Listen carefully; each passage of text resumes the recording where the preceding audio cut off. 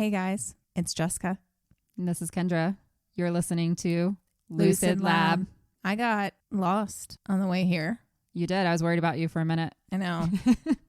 I do this a lot, actually. I'm driving and like maybe I'm in my thoughts or I'm talking to someone. And I was driving up this way and all of a sudden I'm like, where am I?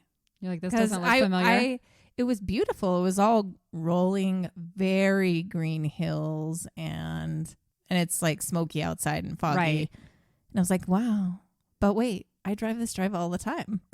I'm like, I don't remember seeing any of this. Turns out I was almost to Wyoming, I think. That would have been a long ways away. You would still be driving right now. I know. It's actually not that far up. It's not that far up. You're right. It's really not. It's like, what is it? The equivalent of Colorado Springs, maybe? Yeah, I think it's from here. You can be in Wyoming probably in about an hour. So not even that. It's just going down to maybe Castle Rock or something. So anyway, I'm up that way and I'm like, I have no idea where I am. And so I look and it added like 25 minutes to me coming back to you.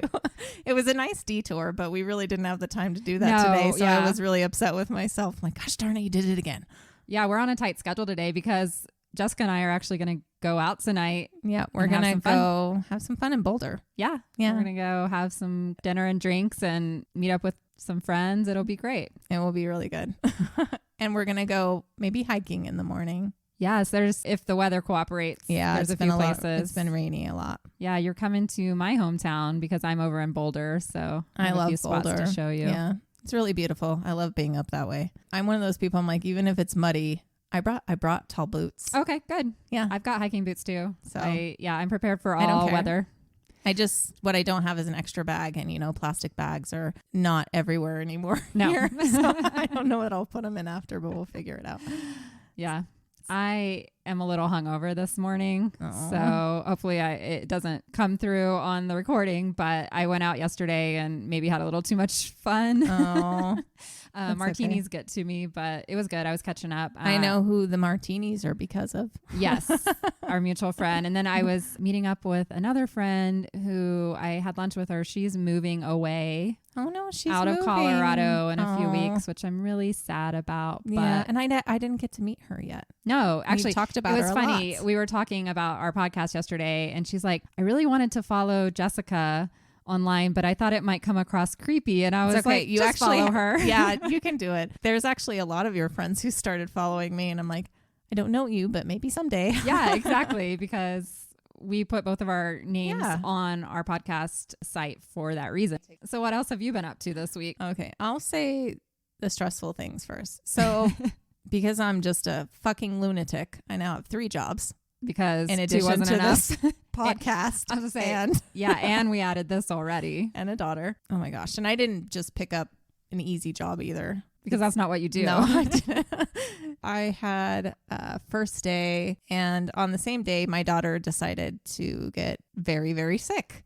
Well, that sounds about like life. Yeah. So I started that job with her very ill, and it was all day long, and into the afternoon she came to me covered in full body hives, and my daughter has never had hives before, so I'm like freaking out. Yeah. And it's on her face. I mean, every inch of her body she is covered, and some of the hives were the diameter of like a softball. Like they were just big, if not bigger. I would be freaked out. And so I had to rush and call grandma. I'm like, please come take her. Like, this is my first day, and I don't want it to seem, because I've always worked with my daughter at home. Always. Right. But this time I'm like, it's literally the first day. Like, yeah, that looks real bad. I need to make sure that I can handle this stuff. So she takes her, and they just think it's a really bad case of strep. And then I'm arguing with the nurse. She's like, I don't think I even need to do a test. I'm like, test my damn daughter. Do a test before you give her antibiotics. Because it's antibiotics, and she's trying to give steroids, which I will never give to my daughter. So that's fun. And my daughter was home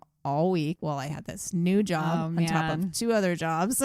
And we have the podcast, and I was just losing my mind. There's no joke. I'm glad it's my week this week, and you didn't have to try and research and get ready for the episode. I'm really glad it was your week. Thankfully, we got through it, and my daughter, I just felt really bad for my daughter because she she just has bad luck when it comes to this, but she always gets sick when something exciting and important is coming up, like a field trip. I was going to say, is it a field day party or something? Yeah, so today's a field day, but on Tuesday, she missed her last day of running club, which had a pizza party. Aww. And then she missed her first softball game, and like she was just missing all this stuff, and she was having a real moment. She was crying and I'm sure just so upset for like 2 hours. And at one point she goes, I don't know why the universe is always doing this to me.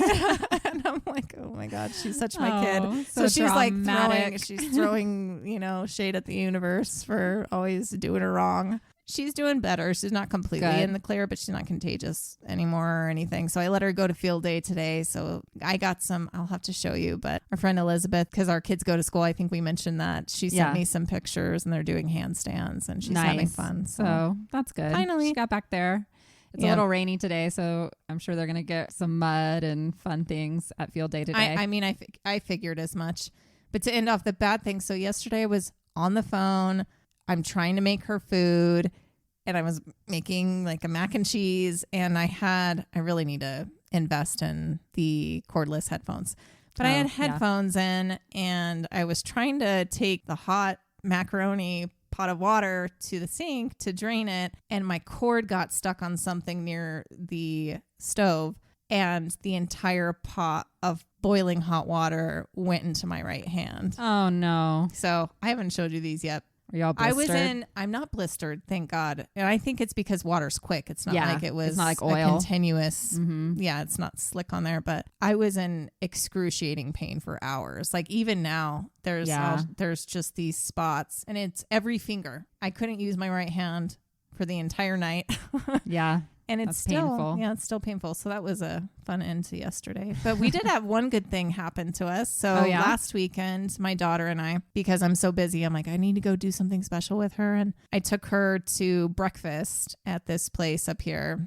I took her to breakfast there. We'd actually never been to breakfast there. We go there a lot. And they had this special little thing that kids could color on and like create a story. And while she was sitting there waiting for her food, she made me this whole story of how she like loves me and why she even like wrote something about podcasting and and she drew me and it was really, really sweet. We got up to go use the restroom. So we had more stuff coming. We had ordered dessert in the morning. Yes, but we ordered dessert. It was a special day. Yeah. And we went up to go use the restroom because kids, and we came back and the entire table was cleared.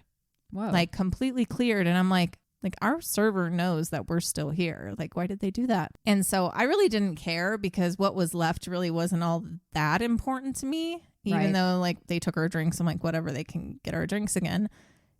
But it was her page that she made for me. Aww. And she saw that gone and she just immediately just was so upset. And so we had to talk to the manager and I'm like, you guys threw that away. I need it back. Oh, no. So you have to dumpster dive? Yeah, exactly. And he's like, well, I'll get another one and she can just do another one. I'm like, you must not have children. Right. It's He's not like gonna work. trying to convince a crying child to just redraw everything that she took from her heart and put down on a page. And so she was upset. And eventually he brought another one and he like brought this entire package of markers from their office. Yeah. It's like expo markers, but it was every color. And he's like, here? And she was like, fine. Because it's markers. Like kids change their mind from crayons to markers. So she started drawing again, and eventually he actually found it. Someone dug through the trash for me. And he came up to me with this. The page was like on one of those trays. Yeah, it was on a tray. Sorry. I used to work in restaurants forever. Can't even think of a normal word. He's like, I'm not going to let you have this, but I thought I would bring it to you so you know what to draw again. And I looked at it and I'm like, you're not going to let me have it? Why? Was it covered in? It was just like a little wet. Give me my daughter's drawing. You're like, I don't care if it has some beer on it. Are you sure? And I'm like, hand it over. You're not going to let me have it? What the? I decide what I keep from the trash. Okay, buddy? Thank you. It was a weird moment. So anyway, but we still had a sweet morning. And the reason I'm telling this whole story is at one point our server walks by and he goes, that table over there, they covered your whole bill. Oh my God. Yeah. Because they saw the I guess stuff they happening. just watched everything and the interaction of everything. And yeah, it was a really nice end to. And what was really cool about that is I had planned to take my daughter to Claire's. She really wanted clip-on earrings. So all her friends have them, or they're actually pierced. Getting pierced, yeah. And I'm like, oh, that's more money, and they're not cheap. So I had already planned to do that, but it allowed me to get her even more. So now she has all these fancy little clip-on earrings, and they're really cute. She has like little boba tea. Oh, I know they have the cutest earrings at Claire's. Yeah. She has some crystal ones that are really pretty. And so, yeah, now I'm here. Yeah. Yeah. That's a good story since the universe gave you crap right after that. That's true. Yeah. But, that doesn't happen that often to have an entire bill paid for. And I did splurge with her that day because, I felt like I've been so busy that I just wanted to really make it special. So that was very nice of them.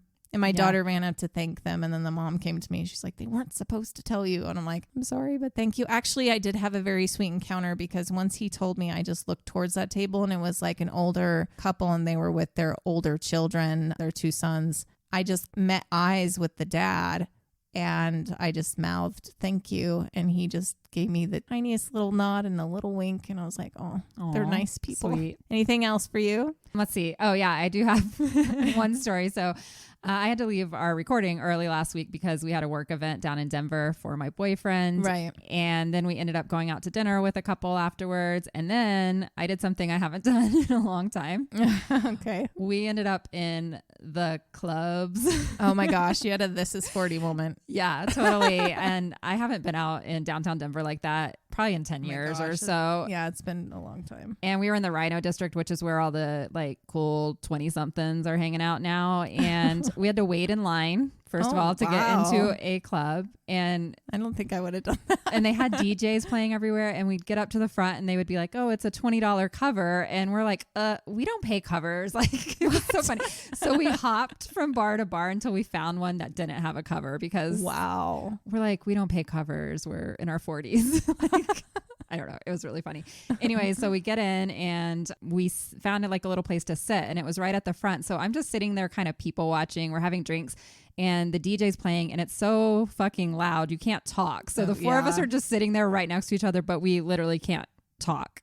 Wow. So I'm just sitting there people watching and I'm with the other girl from the other couple and we're just watching all of these girls walk in and it's like the 90s are back. Oh, really? Like the clothes they're wearing. It's so interesting. So I don't know what it was like, but when I used to go out to the club, you got really dressed up. You did your makeup. You wore like, your cutest outfit and shoes.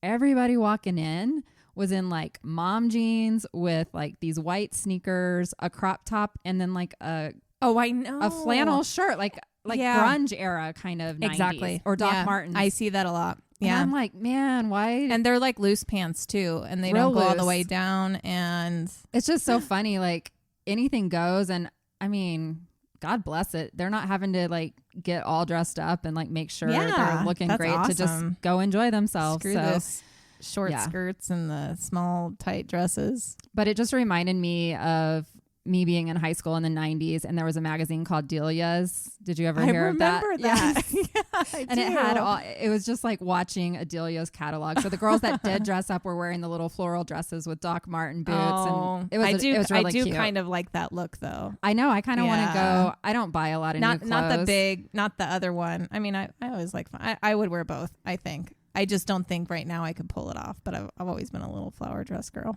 Yeah, I kind of want to get some Doc Martens. That's what we were talking about. I was like, I need to get a little more trendy. Well, it's good to catch up. Yeah. I guess we should get into it now because we have a semi-long episode today, I guess. Okay, let's do it. But it's a fun episode. Yeah. We're going to do another haunting. So, yeah, I have chosen to visit one of the most haunted places in the world, and that is the Queen Mary. Oh, I am so excited for this one because I know nothing about Queen Mary. I didn't either.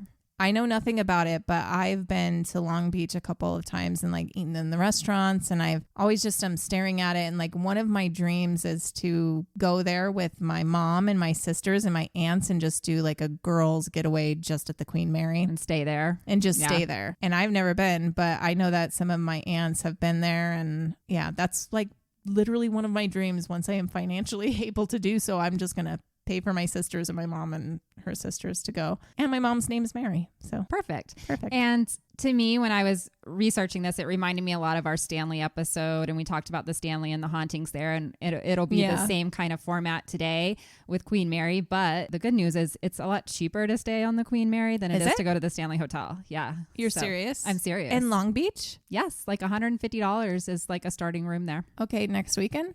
Let's go.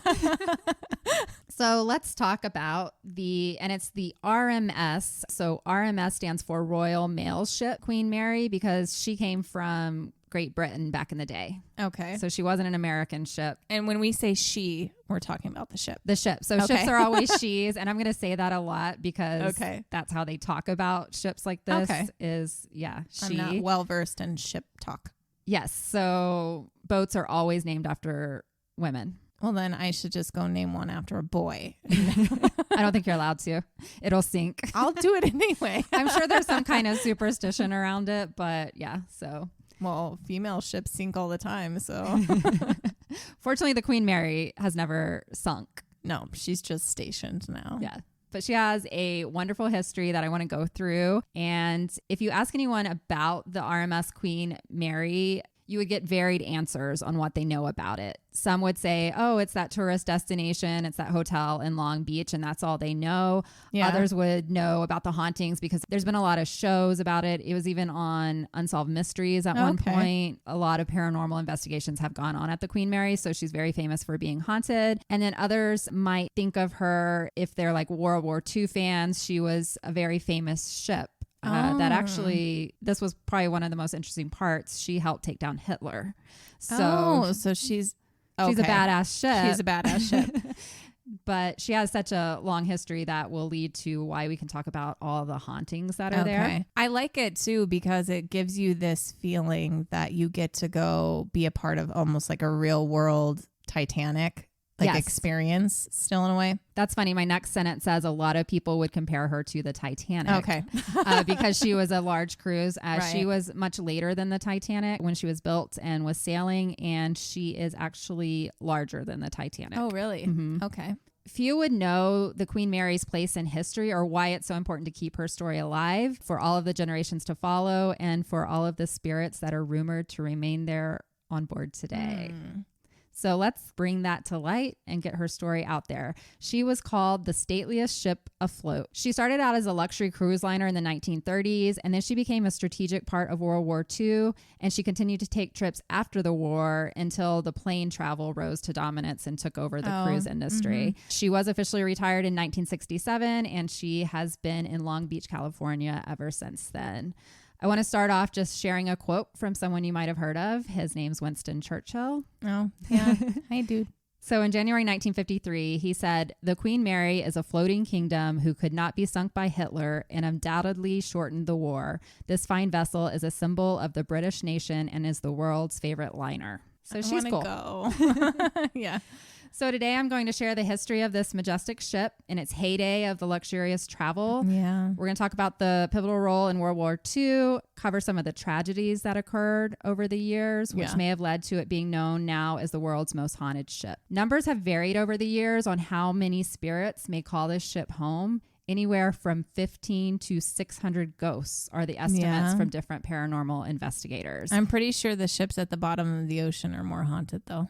Yeah, we just can't get to those. I'm sure the Titanic has some tales. Or I kept getting this one confused. And every time I told someone I was doing the Queen Mary, people brought up the Mary Celeste. I've never heard of that. So the Mary Celeste, which I think would be a good episode too, was a cruise ship that just disappeared.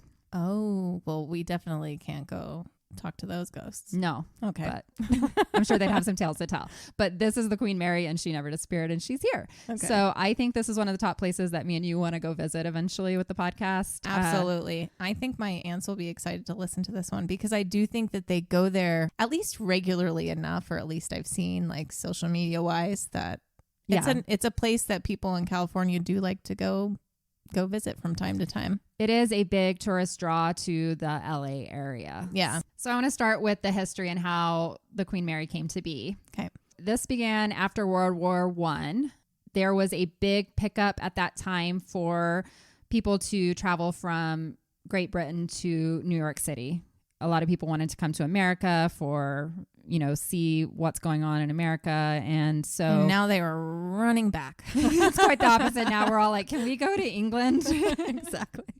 Oh my God. I don't know if this will stay in the episode, but I am so depressed every time I look on TikTok lately. I know. Or like all the bills that are being passed. Like, yep. I don't want to get really political, but there's some scary shit going on. There's some scary especially shit in Florida. On. Yeah, we're just kind of riding the wave right now, I think. Yep. And keeping our head above water. And we're going to keep doing the things that make us happy. make us happy, and that we have goals and, ambitions for. And then let's just pray shit doesn't hit the fan real hard. I know. Back to the history. So World War I is ended and everyone wants to travel because they're happy the war is over and it's like a renewal of life, right? Yeah. And so there was quite a few ships that were starting service, and it became like a competition to get the best cruise liner out there. And so there was a UK company called Cunard, and they were at the forefront of this battle to attract travelers to America. They had a fleet of really old ships at the time, and they started seeing Germany and France kind of taking over their passengers because they had these newer, sleeker, luxurious ships. So Cunard decided it would be in their best interest to build 2 very large, fast ships to replace their smaller, older ships. And then they sunk. No.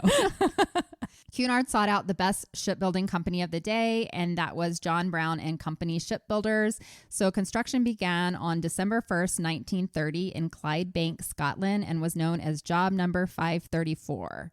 Things were moving along, they were doing well, and then Black Tuesday happened.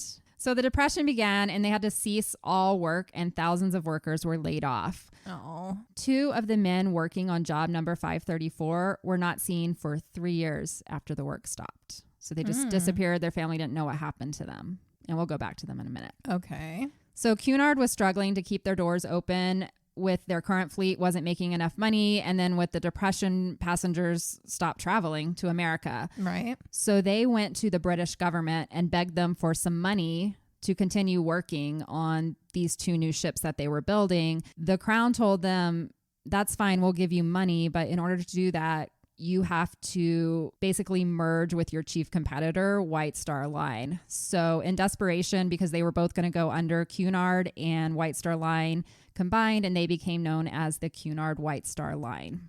Well, at least they just shared names. Yes. And Cunard was like, well, I start with C, so I should come first. Yeah, exactly. White Star Line Cunard wouldn't have made sense. I am forever looking into the psychology behind names now. Yeah.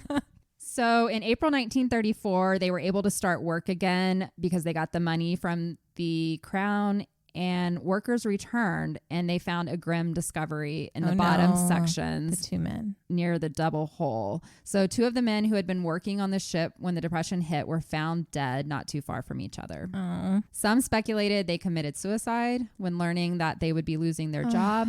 But there's no real evidence to confirm that's the case. It's unclear exactly what happened, but I think this is the most likely scenario is their bodies were found next to a welding torch.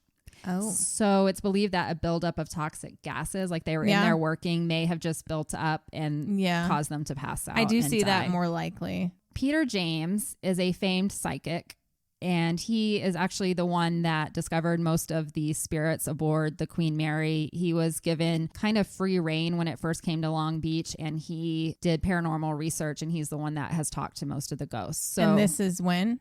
In the 1960s when it did get to Long Beach. Okay. He, while investigating the Queen Mary, believes he met one of these men, and his name is John Henry. So then he should know. He talked to him, right? I guess. Talk to him as good as you can to a ghost. He got the name John Henry out of him. That's true. Guests and investigators report hearing the sound of tapping in the lower sections of the ship, most commonly in the area around what is known as the green room, which is located near the old boiler room, which is where these men would have been working. Okay. It's thought that the bangs and taps that are heard are the crewmen who perished, letting us know they're still on the ship, they're still performing their duties, and don't forget about them. They're like, leave a coin every now and then. They're like, bring me a sandwich. Now, the British government, they were the major stakeholder in the construction of this liner. So Cunard would have to go and report to the king. It was King George V at this time. They would have to go and give monthly progress reports about how the ships were coming along. And it's reported that in one of these meetings, the king asked what the ship would be named.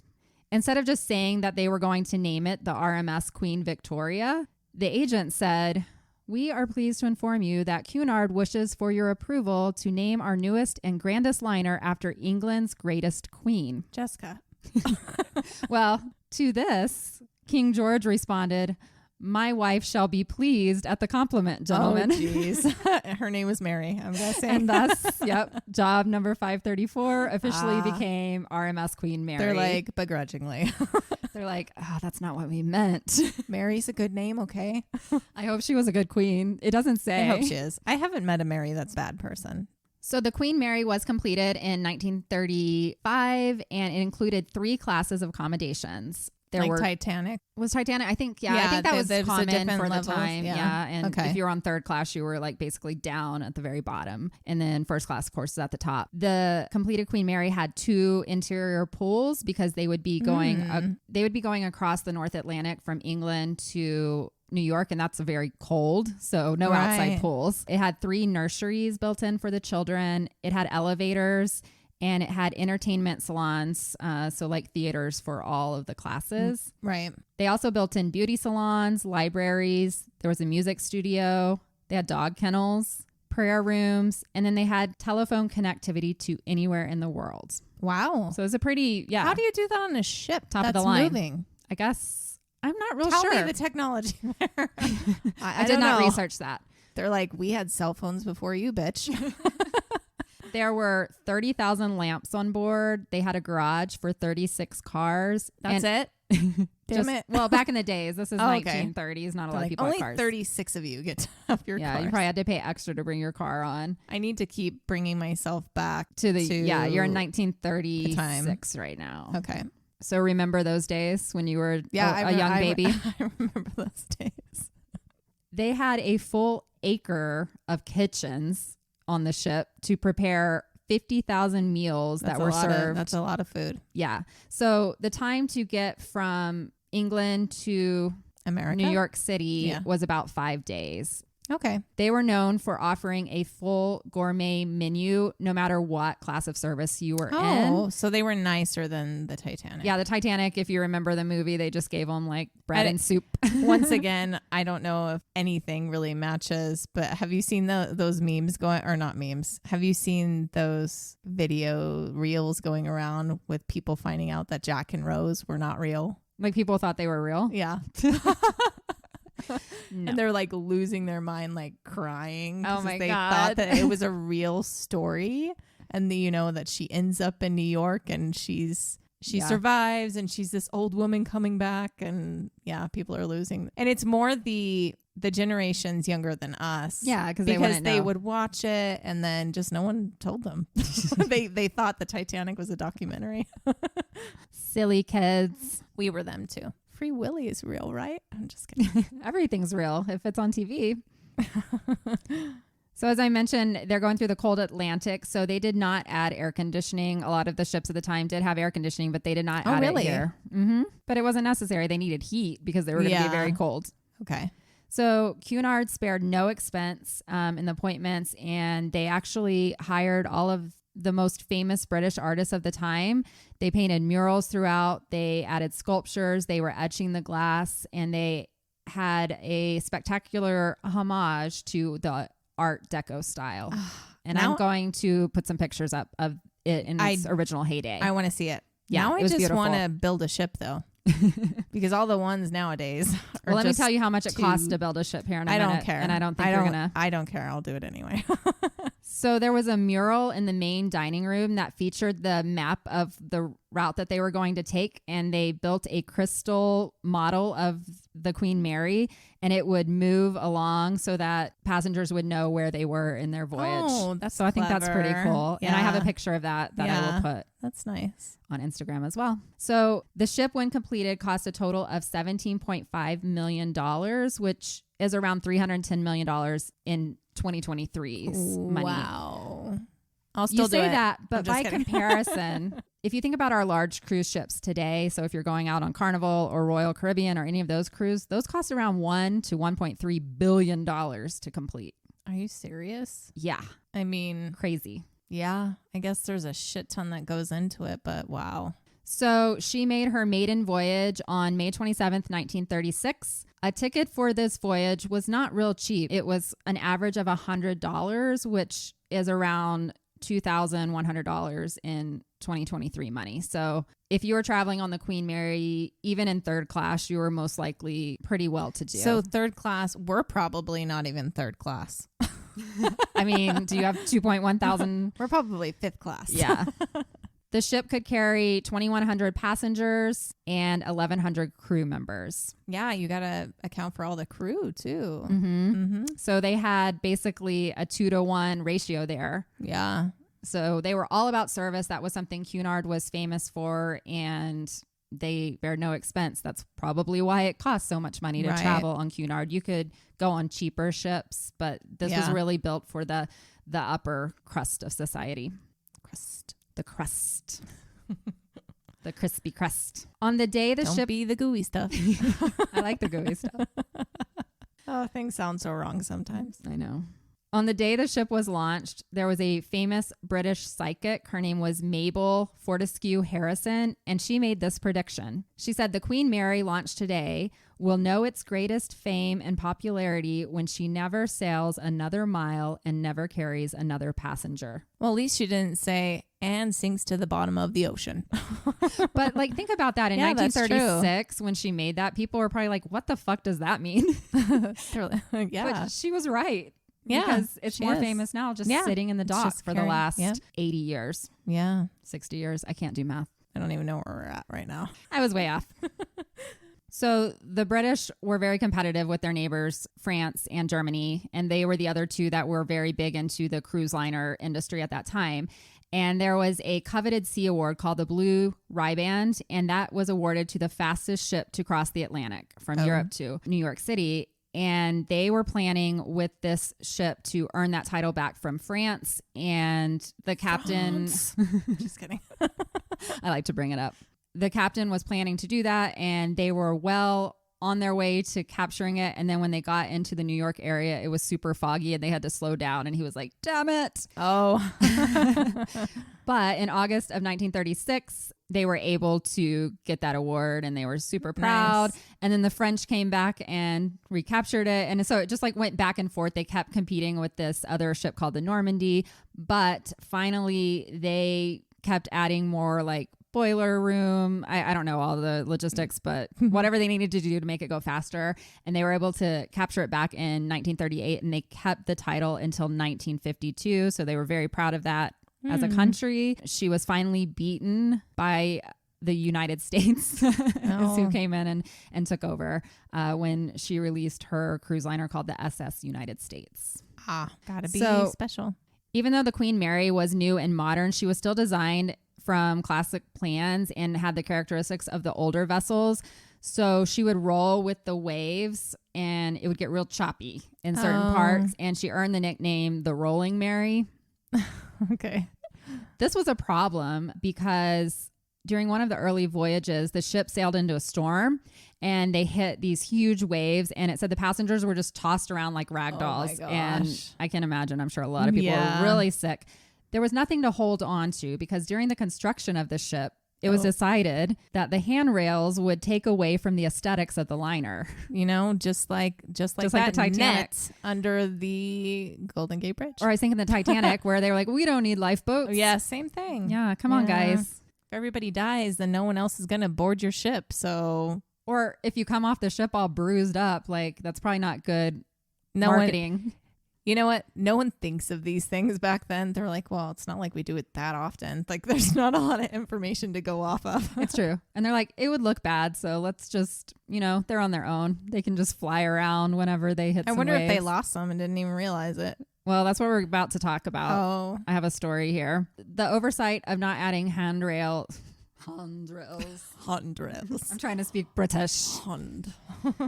The oversight of not adding handrails led to quite a few injuries during this one particular storm. Mm-hmm. So something that the children in third class loved to do was slide down the staircase, like along the, what's the word?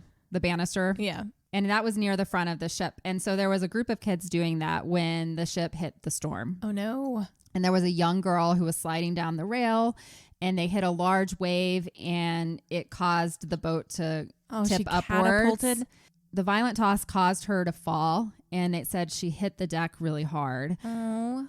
When the medical staff arrived, it was found that she had broken her neck, and she was pronounced dead. Oh. To this day, there are reports of a spectral child near the staircase that vanishes when approached. So she's now a spirit that lives. I'm going to give her a hug. I know. She's like, I was just having fun. Oh, can you imagine being the mom or the dad? After this trip, they dry docked the Queen Mary and they installed handrails everywhere. And then they put what they're calling nubbing on all of the stairways that would keep kids from being able to slide up and down. So I guess like little bumps on the railings. Yeah. To prevent any future deaths or injuries. They'll still do it. They'll just like, go bump. I was about to say, they'll just get like a little vibration in their booty. That hurts. Just don't do it during the storms, kids. No. So the following years, the Queen Mary continued to sail without many other issues. There weren't reports of any other like crazy deaths. There were no more tragedies for a little while. Yeah, no more tragedies for a while. So the Queen Mary was very popular among celebrities, and she earned the reputation of being like a very luxurious place. It was like where the who's who wanted to be. Yeah. She was known to carry such celebrities of the time as Clark Gable, Cary Grant, and Greta Garbo. She would often carry heads of state such as the Duke and Duchess of Windsor, the Queen Mother, Winston Churchill, and even the King of England himself. What about Mary? I would assume she went with him. I would assume she would get on her own boat. She did christen whenever you show up. You do a naming ceremony, and the Queen of England did show up and christen the ship with like I think they christened it with champagne or something. Thanks for naming something else after me. I'm late to lunch. Probably. After just 3.5 years of passenger cruising back and forth across the Atlantic, the Queen Mary would be called upon for perhaps the most important role in her lifetime. So the storm clouds of war were starting to gather over Europe, and Cunard started to notice a rise in immigrant traffic aboard its ships. So it seemed like a lot of people were trying to get out of Europe ahead of the war.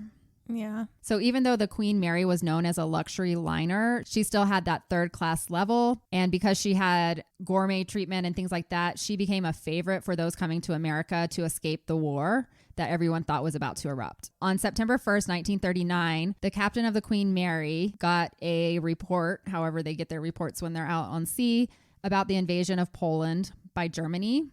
And on September 3rd, he heard that the English government, along with France, Australia, and New Zealand, had formally declared war on Hitler and his Reich. Yike. You said Reich. I said yikes. Yikes. The passengers were all gathered in the Grand Salon, and they heard the news, and they all called out, "God save the King." Bob Hope, I don't know if you know who he is. He was like a famous comedian. Yeah, I know Bob Hope. Didn't he have his own talk show? Yes, he did. Okay. Bob Hope was on board the day that they announced this, and he quietly said in response, when everybody said, "God save the King," he said, "and the Queen Mary." So he was thinking about her. Yeah, and he's like, I'm on the ship right now. So I think he was a little frightened. Like, he's like, your king's over there. I'm here. If it had been known at the time how much this ship would contribute to the world, then everyone on board would have stood up and echoed what Bob Hope said, because Queen Mary is going to embark on an adventure that would take her thousands of miles and have her break records that are still holding today. Oh, wow. She would be hunted by one of the most powerful and evil men in the world that we've ever known. I'm just like picturing her now with like big eyeballs and eyelashes, and I just, cheering her on. The ship has eyelashes. Like Thomas the Train style. Like I can see her now. Let's make a cartoon about her. Yeah, exactly. There might be one. So when that announcement was made, When she arrived 3 days later in New York City, the captain got a notice to stand down and await further orders. So they were not going to continue doing any more cruises because the world is at war at this point, and it probably becomes kind of dangerous to take passengers back and forth. Well, that and the ship was funded by the government, the king. So he kind of in a way also controls what happens with that ship, I'm sure. Yes. So the Crown had not yet decided what they wanted to do with the liner, but they went ahead and pulled it out of service. And they said it was too dangerous to sail back to England now at this time because Hitler had U-boats out, which were like submarine, or I don't know exactly. I was looking at U-boats, but they could be submarines and they could come up and they would take out these big ships. So they didn't think it was safe to take the Queen Mary back to Britain. Makes sense. So it took them months to decide what they were going to do with the Queen Mary. But while they waited to decide, they went ahead and took the ships and started transforming them from the luxury liners into ships of war. So she was stripped down. She was painted camouflage gray. Oh, wow. All of her rooms were converted from guest suites and then outfitted with like troop bunk beds. Did they save any of the beautiful stuff? So all of the fine furnishings were removed, along with 6 miles of carpet and 220 cases of china, and they put all of that into storage. Okay. To use, hopefully, in the future. I guess. They took all of the portholes and they basically painted them or masked them so that no light would come out of the ship. Oh, okay. And then they installed temporary anti-aircraft guns onto her decks. Wow. So she truly became part of it. I was just, when you said this in the beginning, I'm like, she transported, like she was like a cargo spy people or like, you know, things that would help. But she was like, all right, I was a pretty little thing. And now I'm just. Okay. Everybody does their part. It's war. She turned gray. Wow. And she was one of the fastest ships out there. Yeah. So it makes sense that they would want to use hardcore. Her. I was going to get even more hardcore. So while they were transforming the cruise liner to a ship of war, essentially, they had to craft a careful cover story because there were German spies everywhere. She's sad. She's in mourning. I can't get Thomas the Train out of my head now. So they concocted a story that the Queen Mary was going to become part of the Canadian Royal Flying Corps training unit. So they were going to send her to Canada. However, on March 21st, 1940, they slipped her quietly out of New York City en route to Sydney, Australia. Ooh. So once the ship arrived in Australia, they could do the real work of converting her into a ship of war. So they replaced the temporary guns with permanent anti-aircraft armaments in the front and the back of the ship. They added expanded medical facilities, and even more bunks were installed along with hammocks, basically in any area that it would fit, because they wanted to be able to carry as many men as possible. When the ship left the dock in Australia, there was not one section of the Queen Mary that had not been completely redone from her time. Wow. Her first assignment was to transport 5,500 Australian troops into Scotland to help with the defense of France, because this is the time when Germany was invading France. Unfortunately, by the time they arrived, the war in France was pretty much over and Germany had taken over France. So the British Army had already lost all of its tanks, its artillery, and many of its men, unfortunately. So they took the 5,500 Australian troops and put them in defense of the home island. So they just kept them in the Scotland, Ireland area just to be there for defense instead of going into France. So then they were deciding what more they could do with Queen Mary. And they decided it would be best for her to go back to Australia and send Queen Mary. Did I say that okay? Queen Mary. The Queen Mary. I don't even know that's Australian. That sounded all Irish. That's where I want to go anyway. So she headed back to Australia, and over the next 7 months, she was used to just ferry troops from Australia to India and Africa, because they were protecting all the Queen's Isles there, because Germany had started to go after basically anywhere that Britain had interests or owned colonies or whatever. Exactly. That's what she was used for, and she stayed down in that area. They equipped her with a degaussing strip, which is actually a device that would feed electrical current through the hull of the ship, and it would cause it where magnetic mines would ignore the ship. So it kept, because they were dropping all these big mines in the ocean to just blow everybody up. And so they put that on there so she could travel undetected by the mines. Ooh, intelligent. Queen Mary. Did she have a code name? Not that I saw anywhere. Oh, darn. But I'm sure they had painted over. She was just a gray ship. Nobody knew who she was. Sad ship. This was her emo years. She was wearing dark eyeliner, and I'm picturing her now with her face. I'm sorry. I put out, everybody's going to listen to this episode and they're just going to be like, oh, poor Queen Mary. Tom's the train. She's listening to some sad music. Exactly. I love Australia. But she's covered in I guess I'll go to Africa. She's covered in hot Australian soldiermen. Well, that's true. And she has guns. I mean, she's got a gun. Okay, I'm going to take her out as sad Queen Mary, and I'm just, okay, now she's badass bitch Mary. Yeah. But she's still wearing the winged eyeliner in my mind. I just see big eyelashes coming out the side of the boat. And a bandana around one of her. She's got Rosie stacks. Rosie the Riveter. Exactly. Okay, back. Okay, back to it. I'm sorry. So sailing aboard the Queen Mary as a soldier was uncomfortable at best. As I mentioned before, she had no air conditioning, and they had stripped all the high capacity ventilation out. So, and you said it was pretty choppy, right? I'm just imagining those people on the hammocks just smashing into walls. Well, the lack of cooling and ventilation wasn't a problem when she was going across the North Atlantic where it was cold, but now she's in South Pacific, Indian, and Mediterranean seas, and it actually became pretty deadly for some of the troops. Yeah, I imagine. It was not uncommon for it to be well over 100 degrees below deck. Yuck. And all that coupled with the high humidity and no real ventilation, many men succumb to heat exhaustion and stroke. Oh, I bet. And they had no way out either. No. It was just ugh, I can't imagine. I keep making noises on every episode. Yeah, you should be a voice person? Voice actor. I don't think I'm good at it. No, probably not. Don't quit your day jobs. It's so funny because it's so fucking true. You're like, I'm going to cry now. I'm not going to laugh anymore. I think you're crying. Is it okay? Sorry. To this day, there's no clear record of how many men may have died from heat exhaustion and heat stroke, but what is known is it's probably pretty high amount, and many of them could possibly live on the Queen Mary today. Oh, that's sad. Or not live. Haunt the Queen Mary today. Can I have some water? It's really hot down here. It really is. Sorry, anyone who's British. I'm sweating so bad, mate. We don't know. We're from Colorado, okay? I know nothing. Oh my God. At least I'm not pretending. I would love to talk in a British accent. We just had a conversation off air that we've been listening to Red Handed.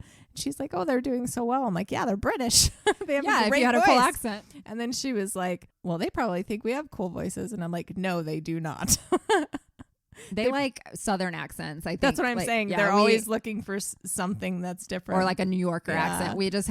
We're just plain normal white girl. Once Colorado. again, we are mediocre. Okay, at best. We are fifth class. We're handing the coal to those men who perished. We're working. We're working on the boat. Okay, moving on. Okay.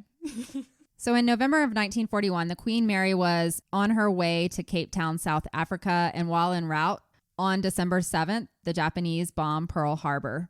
Yep, that's my sister's birthday. She gets to compete with that. And my dad, oh my gosh, my dad also has a birthday. That's another major thing, and so does my mother. We're just the family of human tragedy. You know, I was born on Father's Day. That is a tragedy. For my dad. Just kidding. Some dads. He's glad I was born. I'm sure it was the best Father's Day ever. I'm the best gift. You are. So when Japan, of course, bombed Pearl Harbor, that brought the U.S. into World War II. We were staying neutral at the time, and then we were like, oh, fuck no, we're coming in. And so it was decided at that point that the Queen Mary would head to America to pick up troops. Mm-hmm. In February of 1942, she departed New York for Australia with GIs on board, and they called it the 40 Days and 40 Nights cruise. Oh my goodness. I love that, by the way. I want him back. I know he's retired, but I really do want him back. Who? Josh Hartnett. And he was in Pearl Harbor. Aw, You're just he's making such me a sad. cutie. I know. He's retired. in his own way, and I hope he has a good life. It's probably better. Cutie. Yeah. He did good movies before he went away, and he was hot. I know. He was one of our like heartthrobs back in the Seriously. day. So before departure from America, the ship was modified yet again to now carry twice as many troops. So they're already sweating literally to death with 5,000 people on board. Now they are bringing the capacity up to 10,000 people on board. Wow. So this is 3 times what the original Queen Mary carried with their 2,100 passengers and 1,100 crew. Wow. So it's quite cramped. So at this time, the Queen Mary just became essentially a transport ship to get new troops from America over to feed the front lines of World War II. She actually made history on August 2nd, 1942. She sailed with the 1st Armored Infantry Division on board, and this was the first time an entire division had been carried on a single ship. Wow. They're like, well, if she sinks, we're fucked. Yeah, and they're probably pretty important. Yeah. It was during the Queen Mary's tenure as a troop transport for the U.S. Army that she earned her nickname, the Gray Ghost. Oh, she had a nickname. She did. Ya. Let me tell you how she got that name. Hitler began to realize that the sheer size and speed of the Queen Mary posed a real threat, and he placed a bounty on the Queen Mary, and he would pay anyone $250,000, which is a lot of money back then. Yeah. And they would earn the Iron Cross, which was Germany's highest military honor, to any U-boat captain that could sink the Queen Mary. It was quite a task to achieve, though, because U-boats' average speed was around 11 to 17 knots. And the average of the Queen Mary was 28 knots. Yeah. So twice as fast. Yeah, exactly. So ooh, that hurt. So many German captains would get the ship in their sights. Like they had whatever, the little periscope showing they're ready to fire the missile, but it would just steam out of range super fast. I was just like picturing like a giant when humans are like shooting bows and arrows and it like hits them in their shoulder and like, what the hell is this? No, they couldn't even catch her. Okay. Like their missiles, by the time like they could even focus in to fire, she was gone. She was protected. Fast. So that's how she earned Hitler the name. had to be stopped. Yes. And we needed all the troops there to stop his crazy ass. So that's where she got the Gray Ghost. Gray Ghost. I like that nickname. Me too. And I have pictures of her when she was in her gray. I haven't seen that. When she was in her Gray Ghost era. Yeah. She has lived a life. She's ghostly. I'm feeling right now. the Queen Mary. I know. I like her. The speed of the Queen Mary was such that she would not only outrun the enemy ships, but she was also faster than most of the escorts assigned to protect her. So early in the war, she was put into convoy with other liners that would come close to matching her speed. So she would travel with other big liners, like her sister, the Queen Elizabeth. Like protecting her from the sides so that they would die you first? Don't want to. Yeah, you don't want to. Well, the ships would all want to travel together. Okay. I guess it was unsafe. But here's what happened. As the war progressed and Germany started building up more aircraft that was designed to hunt the ships. Just her? Oh. Not just her, the British and there was many ships out there. So it was decided that they needed to provide more of an escort around the Queen Mary as she would come into range of those aircraft. Mm-hmm. And so it was decided that she would have a convoy of smaller ships escorting her in whenever they would get into areas where they knew aircraft would be to try and hunt her and take her down, especially now that she has a $250,000 bounty on her head. Unfortunately, because of these escort ships being much slower than the Queen Mary, this would lead to one of the worst accidents on the sea recorded by the British during World War II. Running into each other? So on October 2nd, 1942, the Gray Ghost was cruising at 28 knots.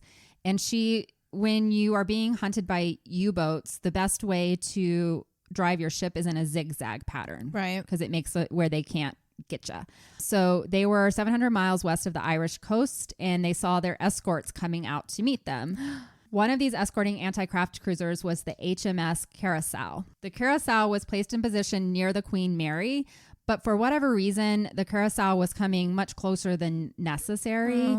There's some speculation that this was due to the desire for the captain and crew to get pictures of the great liner. I guess they hadn't seen the Queen Mary before, which is really sad because they could not match the speed of the Queen Mary, and she was going in a zigzag pattern. And so the two ships were so close to each other that By the time the liner was supposed to turn, or Queen Mary saw the Curacao and was trying to turn, she's going so fast that she couldn't, and the Curacao couldn't go fast enough to get out of her way. So the Queen Mary struck the cruiser right in the middle of the ship and basically sliced it clear in half. Oh no. To the horror of the troops that were on board the Queen Mary, the ship didn't even slow down as she cut. Gosh. She just like plowed right through, and there's propellers at the front. Right. So like it sounds really, really just horrible accident to witness. Yeah. That event left a lingering mark on the Queen Mary that remains today and could be part of some of the spirits that we'll talk about later. Yeah. Many people have told stories about hearing the screams of men and the rushing water in the forward areas of the Queen Mary today. And you're just there to support her, and she destroys you. On the Curacao, there were 430 men aboard.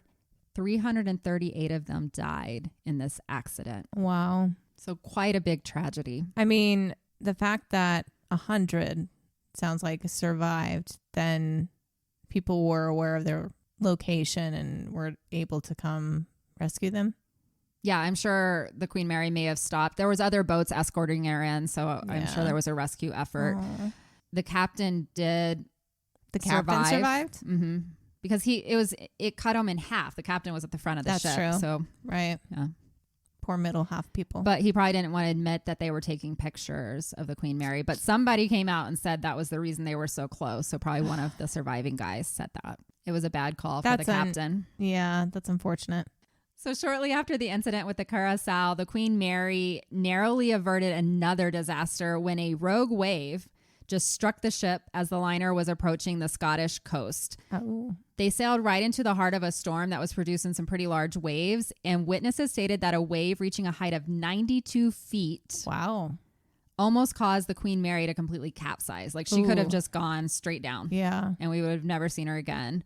Paul Gallico was a war correspondent at the time, and he was on board for this event, and he would later use it as the inspiration for his famous novel and subsequent movie, The Poseidon Adventure.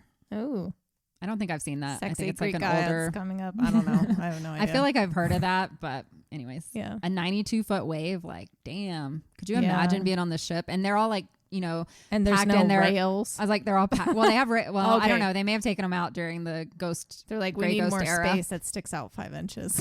But there's like 10,000 guys shoved together, so they probably can't move anyways. They're all like little sardines. Yeah.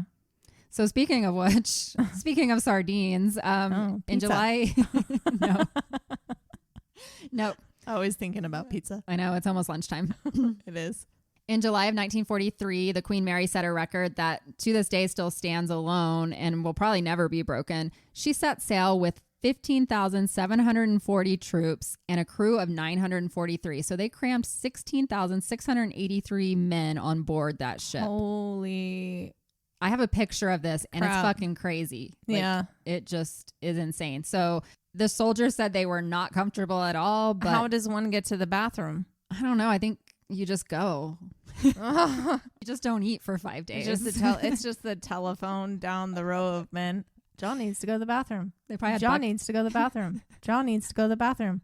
John needs to use the telephone. John needs to use the telephone. They probably had buckets. John wants some sardines. John wants some sardines. They are the sardines. These poor guys. Oh.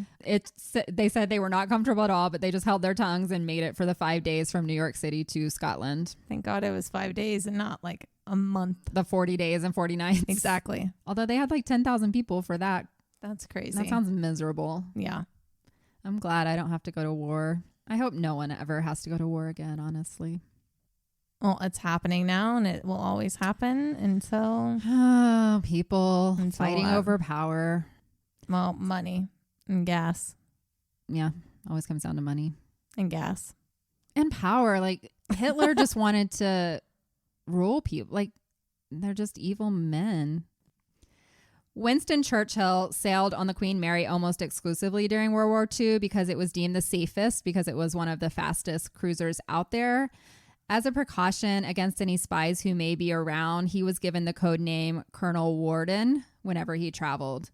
He was also given his own lifeboat that was equipped with a machine gun so he could resist capture at all costs. Just by himself.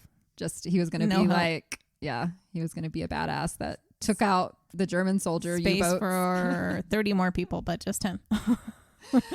It was on one of the crossings on the Queen Mary that Winston Churchill set into motion one of the greatest campaigns the world would ever know. It was called Operation Overlord and is known as D-Day today. He signed the order and set into motion the invasion of France at his desk aboard the Queen Mary.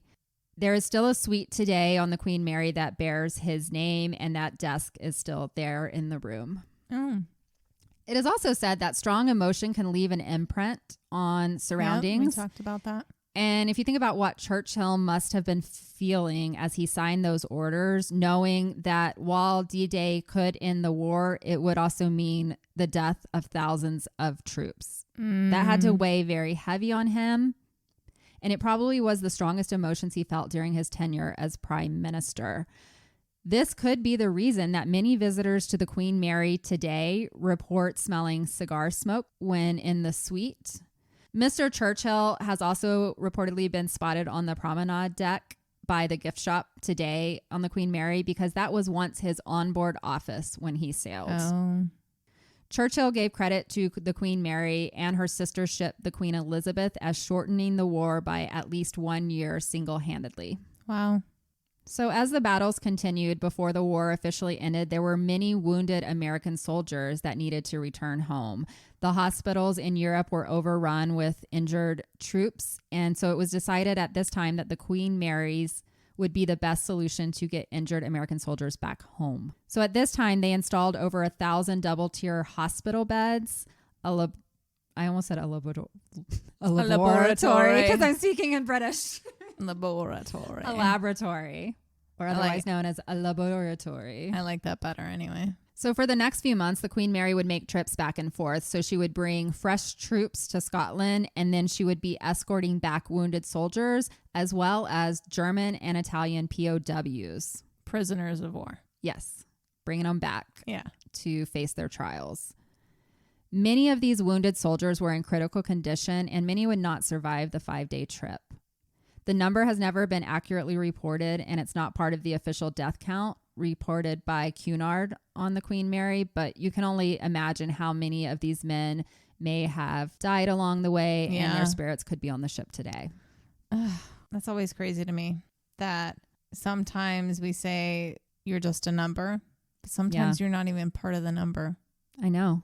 That's scary. Especially in times of war like this. There were just so many people dying in all these different locations. It would be impossible to track. I mean, obviously your family's going to know if you're missing and where you were and whatnot, but they may not know exactly how you died back then. Right. They would just know you're gone. Exactly. So finally in 1945, the war came to an end with the suicide of Hitler and the surrender of the Japanese Empire. After 6 years of war and countless millions dead, the most destructive conflict in human history was finally over. Don't you think it's weird that there are still some people out there that believe that the Holocaust actually never existed? I don't understand that. I don't understand that either.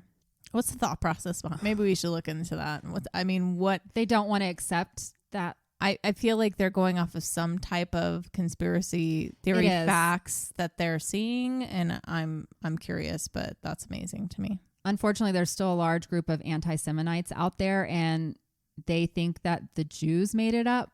I haven't gone deep dive into it, but it is crazy. It was a worldwide effect. It wasn't just one thing. I got to go to Germany. I was born in Germany. I don't know if I've ever shared that. You've never told me that. No. See, because we don't know each other. We're learning about each other. Look at this. How far are we in?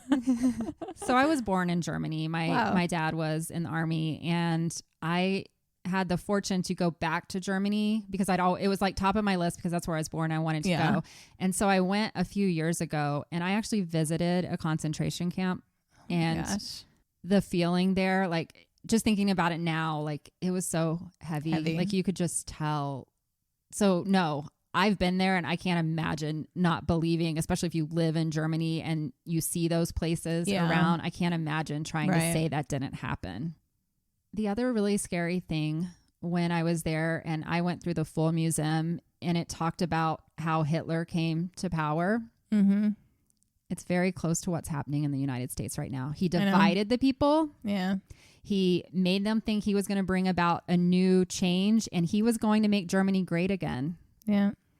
And he did that by causing division and making people focus on, he started with the LGBTQ community. He went after the entertainers. He went after the liberal free thinkers. It's happening. And they're taking books. They're already taking they banned Dr. books. Seuss books away. They did that in Germany. I know. It's so fucking scary. What the only hope that I do have is I'm seeing a lot more people, a lot more open people, a lot of people who are awake to everything than ever before that I've ever seen. That's why the American government wants to take TikTok away. Because that's where you see a lot of these things. And now I've been hearing some interesting things about the control of TikTok in general, though. Oh, really? And what we do see and what we don't see. Like they're already controlling it? Yeah.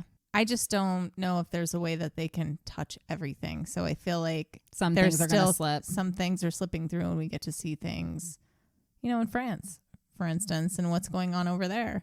Yeah, France has a lot going on. We're only told like one tiny thing. We're like, oh, why are you so upset over that? I wonder if we watched the same video. I just watched a video last night of a woman talking about what's really going on in France. And she's like, can I tell you the truth? Yeah. She's like, we're not just fighting for that. We're fighting for all of this. I saw that. I don't know if it's the same girl, but I saw something too. I saw something about 2 weeks ago about that. But without TikTok, we wouldn't. Honestly, I'm just so surprised at how important TikTok has become to me. And this is my connection to people in another country. And you can't say it is completely censored because I myself have put videos up at times. They were never taken down or put anywhere else. And I don't know. That's why they're coming after it. And that's why they want to ban things. It just brings things up. I can't talk about World War II and Hitler and all of these horrible things that happened without thinking about we're heading in that same direction. Anyways, let's get back to happier times. So the war is over. Yay. However, the Queen Mary was still instrumental. She was still bringing the soldiers back from Europe. She was also used to transport European refugees who had come to America to escape the war. Now they were returning to their homeland. So she became an important part of that and getting them back to probably their destruction of their homes and all of that, unfortunately. But they got to go and be reunited with their families. Once the ship finished bringing all the troops back, she then went into service for 9 months, and they were calling her... and had a baby. She got married. A little Thomas the Train baby boat. But it was a same-sex marriage. I was about to say... Tom. It was a same-sex marriage because there's no male ships. No. Tom is Tom. Okay. She married a train. I don't know how that would work. It'd be a cute baby. She's on the water, he does right on top. Get a crane. Just kidding. I just don't see how that would work. It's okay. We don't know how a lot of things work. She's like a mermaid and he's, the prince on the Maybe they shore. Transformed. They're Transformers now? Yeah. Okay, we're going way off. Okay, back. Bring it back, Kendra. No, I did it. Stop taking me off, Jessica. Sorry. So once the ship was finished bringing troops back, she actually went into service as what was called the bride and baby voyages for 9 months. She didn't have a baby, but she brought babies. Okay. So she was bringing war brides and their children over from Europe to reunite with the soldiers they married during the war, because a lot of American men married European women because they were over there for years, Yeah. After she was done with her bride and baby voyages, she was returned to Cunard because the crown was done using her for war purposes. And so they began the large undertaking of converting her back to a cruise ship. So during all this time, do you know, was she ever actually damaged during all of that warness? Hold that thought. Okay. The Queen Mary alone had played a part in every major campaign of the European operations, as well as in the defense of Singapore and North Africa. So those were the British colonies. In all her time at war, she sailed 600,000 nautical miles, and she had a bounty on her head, as I mentioned. Yeah. The Queen Mary was never fired on. She never fired her guns at anyone, and she never lost a single passenger to an enemy action. Wow. So she truly was the Grey Ghost. Yeah. Yeah.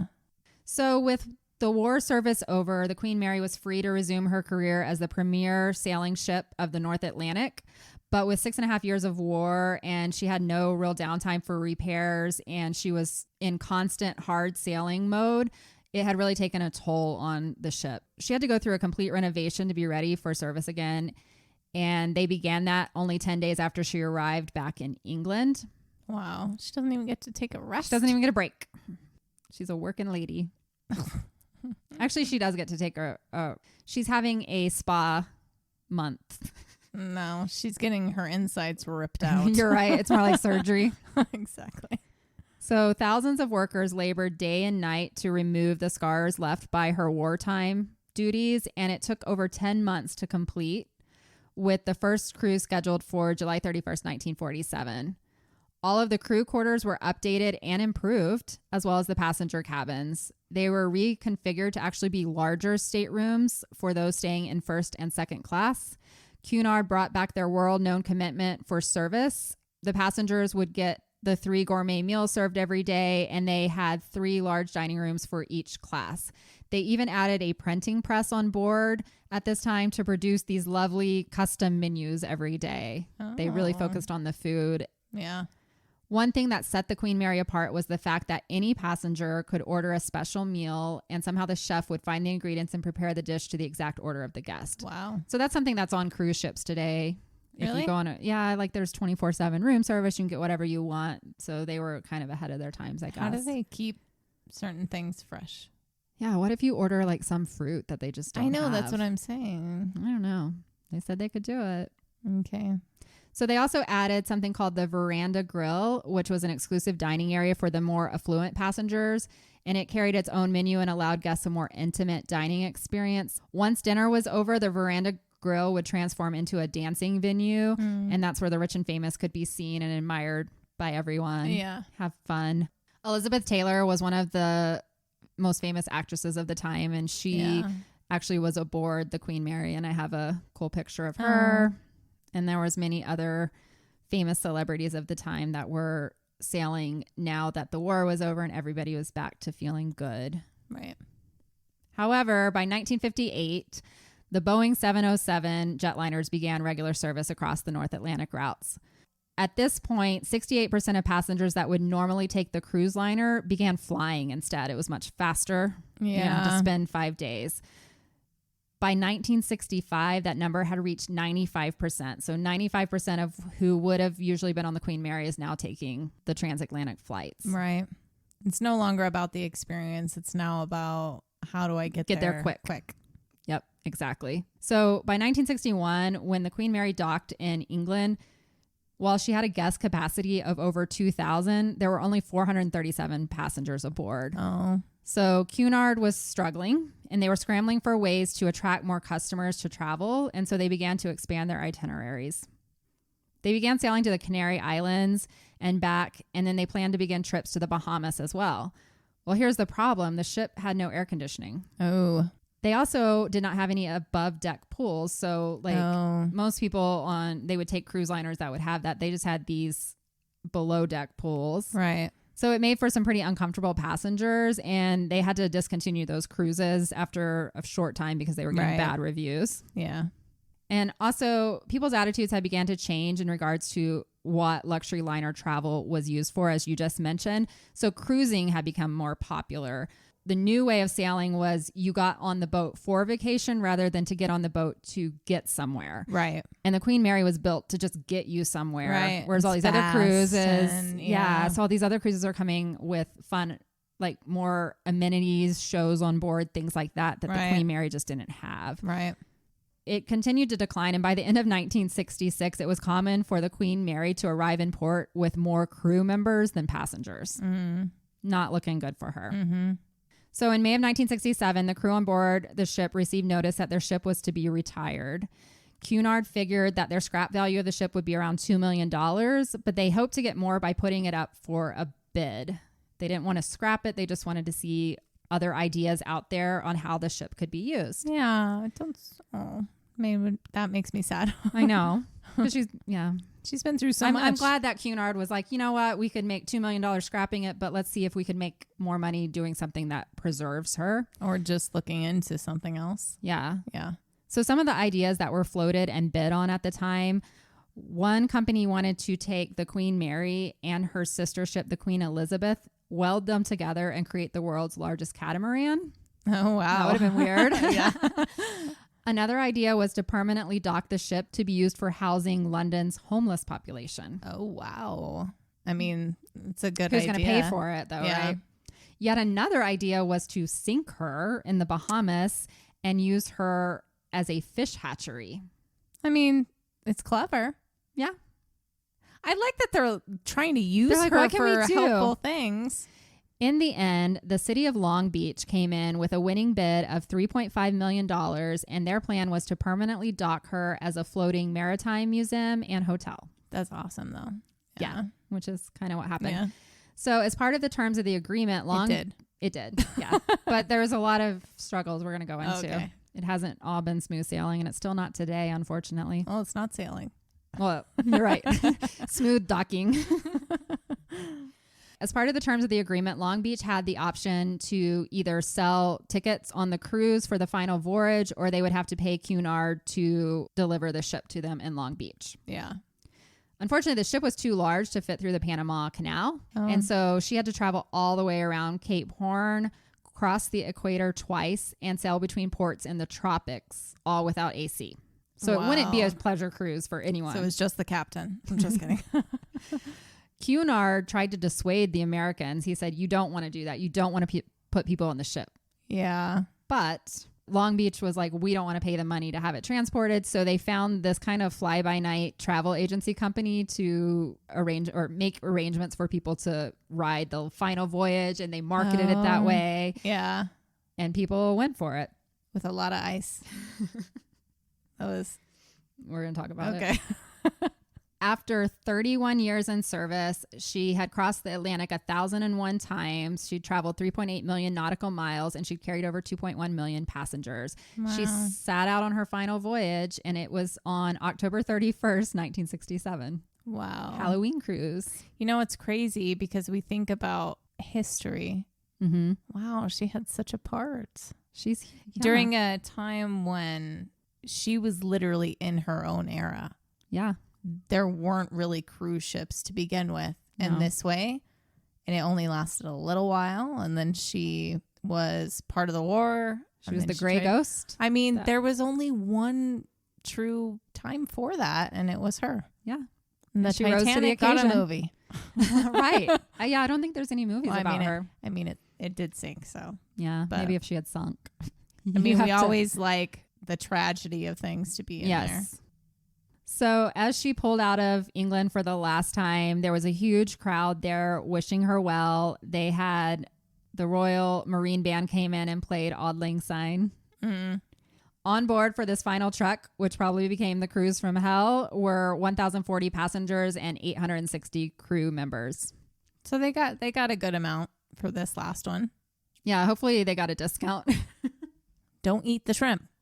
So the last great cruise was met with many obstacles for these guests and crew members. It was a 14,559 mile transit.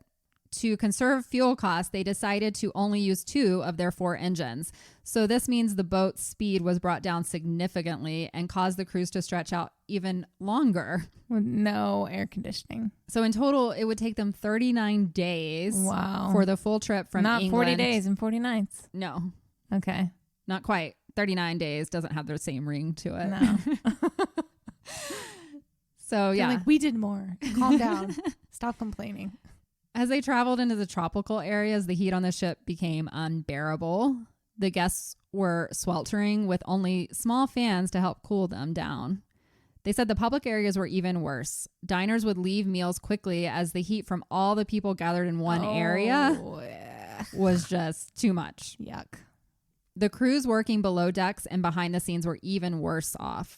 Well, yeah, for sure. Especially the people down there. Yeah. Stoking the fire. In the boiler rooms. Yeah. Oh my God. So the heat got so bad that many of the crew had to be relieved every so often just so they could go cool off, like you said, with ice or cold water or whatever before they could resume their jobs. It was so bad in the kitchens that one assistant chef collapsed from the heat and he could not be revived. Oh, no. He was taken to the hospital where he was packed with ice to try and bring his temperature down, but it was just too late and he died of heat stroke before the ice could work. Oh. He was buried at sea. Fuck that shit. He was the only one known to have actually died on this voyage, but so many others were sick to some degree from the heat. Why buried at sea? I mean, I feel like in order to be buried at sea, you should have like some kind of buried at sea DNR. Or like, right. You know what I'm saying? Yeah, like some kind of approval. It's okay to throw me off the boat. Maybe they didn't have anywhere to put him and it was so hot they didn't want like a corpse on deck. I don't know. Oh, poor guy. Hopefully he's trying to feed everybody. Hopefully it was written in his will that he wanted to be I doubt it. Buried at sea. Now his spirit's out there. Are there such clauses in ours? No. If I die at sea. Well, you can say what you want to do for your funeral. I don't know. Maybe as part of being the crew, you had to write something in. We'll have to look at contracts. I'm just staring at you. I know. I don't know. I don't know, Jessica. Tell me more. I'm not a sea expert. I just researched online and read a book. You're like, I don't even have enough for this story. And then yesterday she's like, wow. I have a lot. So the death of the assistant chef could be the cause of the stories that have persisted over the years of a spectral cook seen on the Queen Mary. Spectral cook seen. A spectral cook has been seen on the Queen Mary. Oh, been seen. Yeah. Okay. A ghost cook. Who's cooking? A ghost. Named Cook. Assistant cook. John Cook. What's his name? By the time the ship arrived in Rio de Janeiro, it was scheduled for a 3-day stopover, and many of the passengers got the hell off and stayed in a hotel to get some AC. One couple even said that was enough and flew home to Long Beach instead. Oh, okay. Yeah. They said the Queen Mary was a nightmare of rats and cockroaches. Oh. After Rio, the ship finally caught some relief and headed into cooler weather as they headed towards Cape Horn.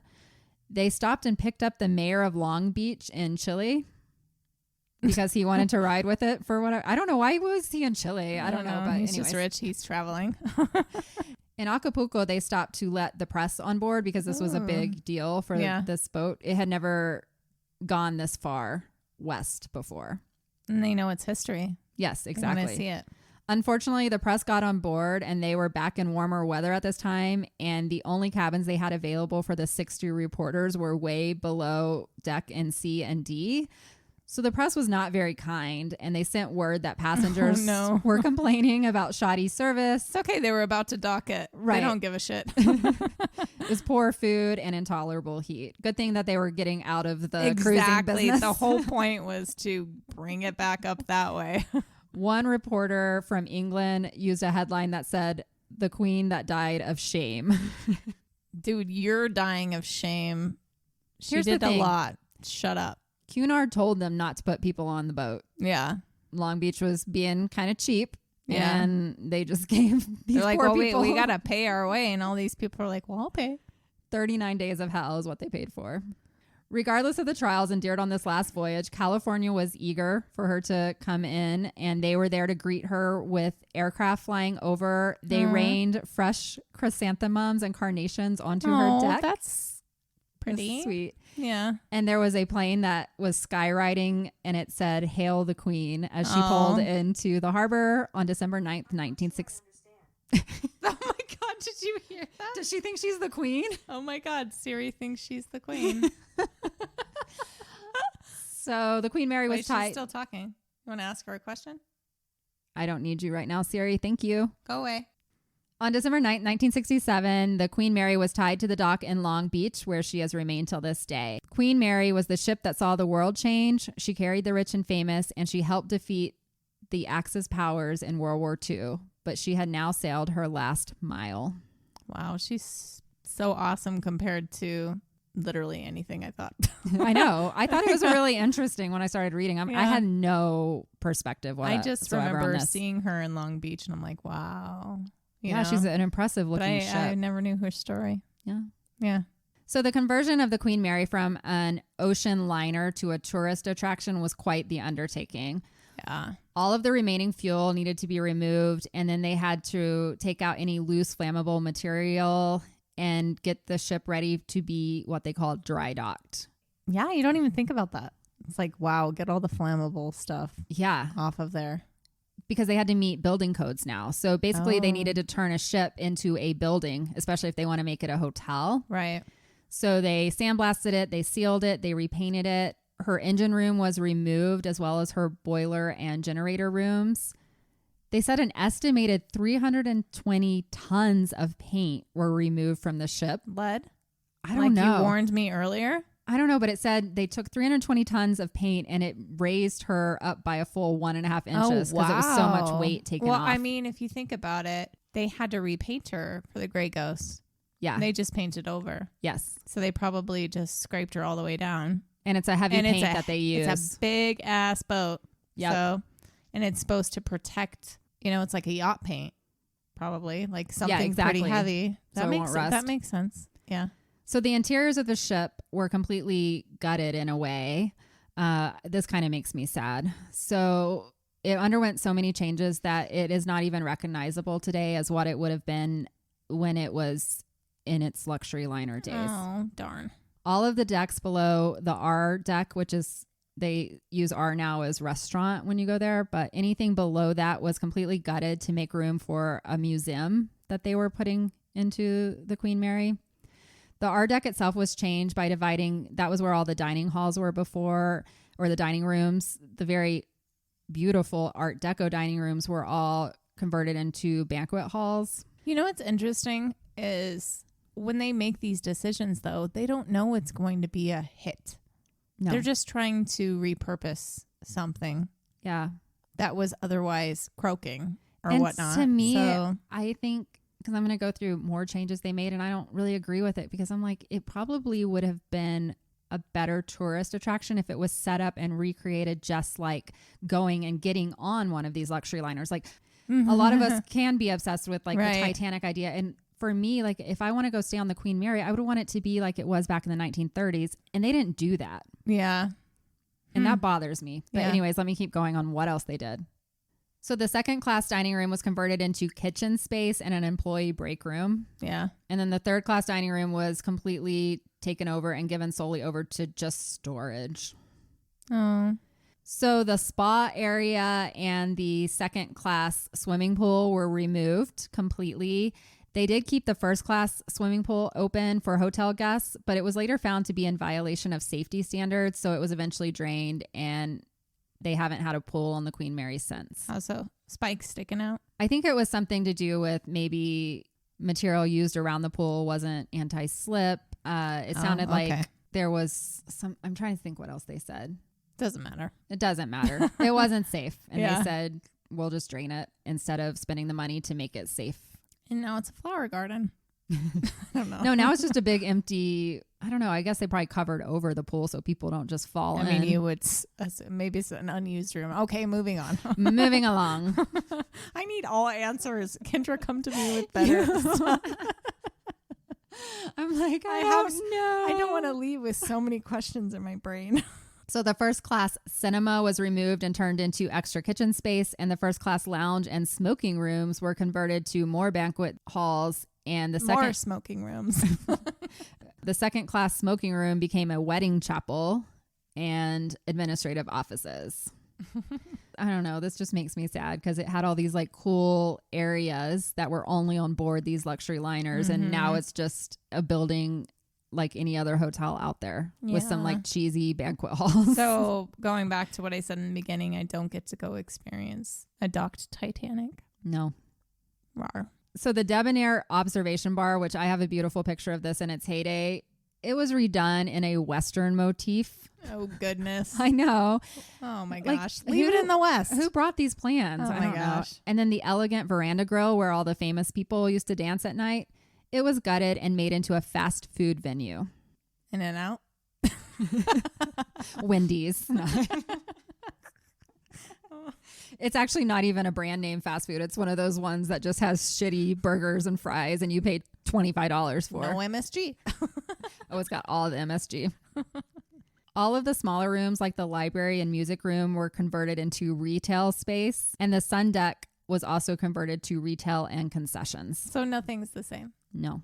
Oh, It's kind of disappointing. it is really disappointing. The sections of the ship. I'll still go, but it's like, guys, y'all should have kept it cool. Now it's just boring. Back then they were trying to become more modern. Yeah, you're right. We're the idiots that are like, let's jump back 20 years now. Cool? All right, let's do that. We were just talking about it earlier. 30 years. Oh my God. 30 years. Of what? We're in the 20s. Yes. In the 90s. Mm-hmm. It was 30 years ago. I know. I'm old. And now they're all dressing like that again. Right. I should have kept all my clothes. I don't think they'd fit, but. No, they wouldn't. Just having a child, I can't even get it up like past like 5 inches above my knee because that's how much my hips were like, wow. I can't fit into stuff I bought last year. So I've been enjoying eating a little too much lately. Enjoy eating. Who gives a shit? Exactly. That's where I'm at in my life. The sections of the ship that changed the least were the areas and rooms on the A and B decks, and those are now the rooms that are used for the hotel. Almost from the moment the Queen Mary was docked in Long Beach, stories of the paranormal began to surface. Ooh, we're getting there. Ooh. We've been waiting. Yes. I love the history, though. Yeah. Well, you got to understand why the spirits are there, and you can't do that without talking about the history. Yeah. Spirits don't just show up at places. I don't know. They're all like on the beach, like, ooh, a ship. That looks cool. Bounce. Those working to prepare her for dry docking would tell stories of strange figures they would see out of the corner of their eye, or they would hear conversations when no one was present. Tools would disappear only to turn up somewhere else, often in areas where the owner had not been. The reason for this sudden manifestation of spirits may never be known, but some speculate that permanent residents of Queen Mary knew that their days of sailing the open seas were over, and they began to show their displeasure.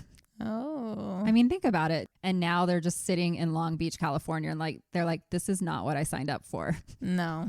And they're pissed because they heard that a fucking Baskin Robbins went in where they used to. They're like, and I can't even fucking taste the ice cream.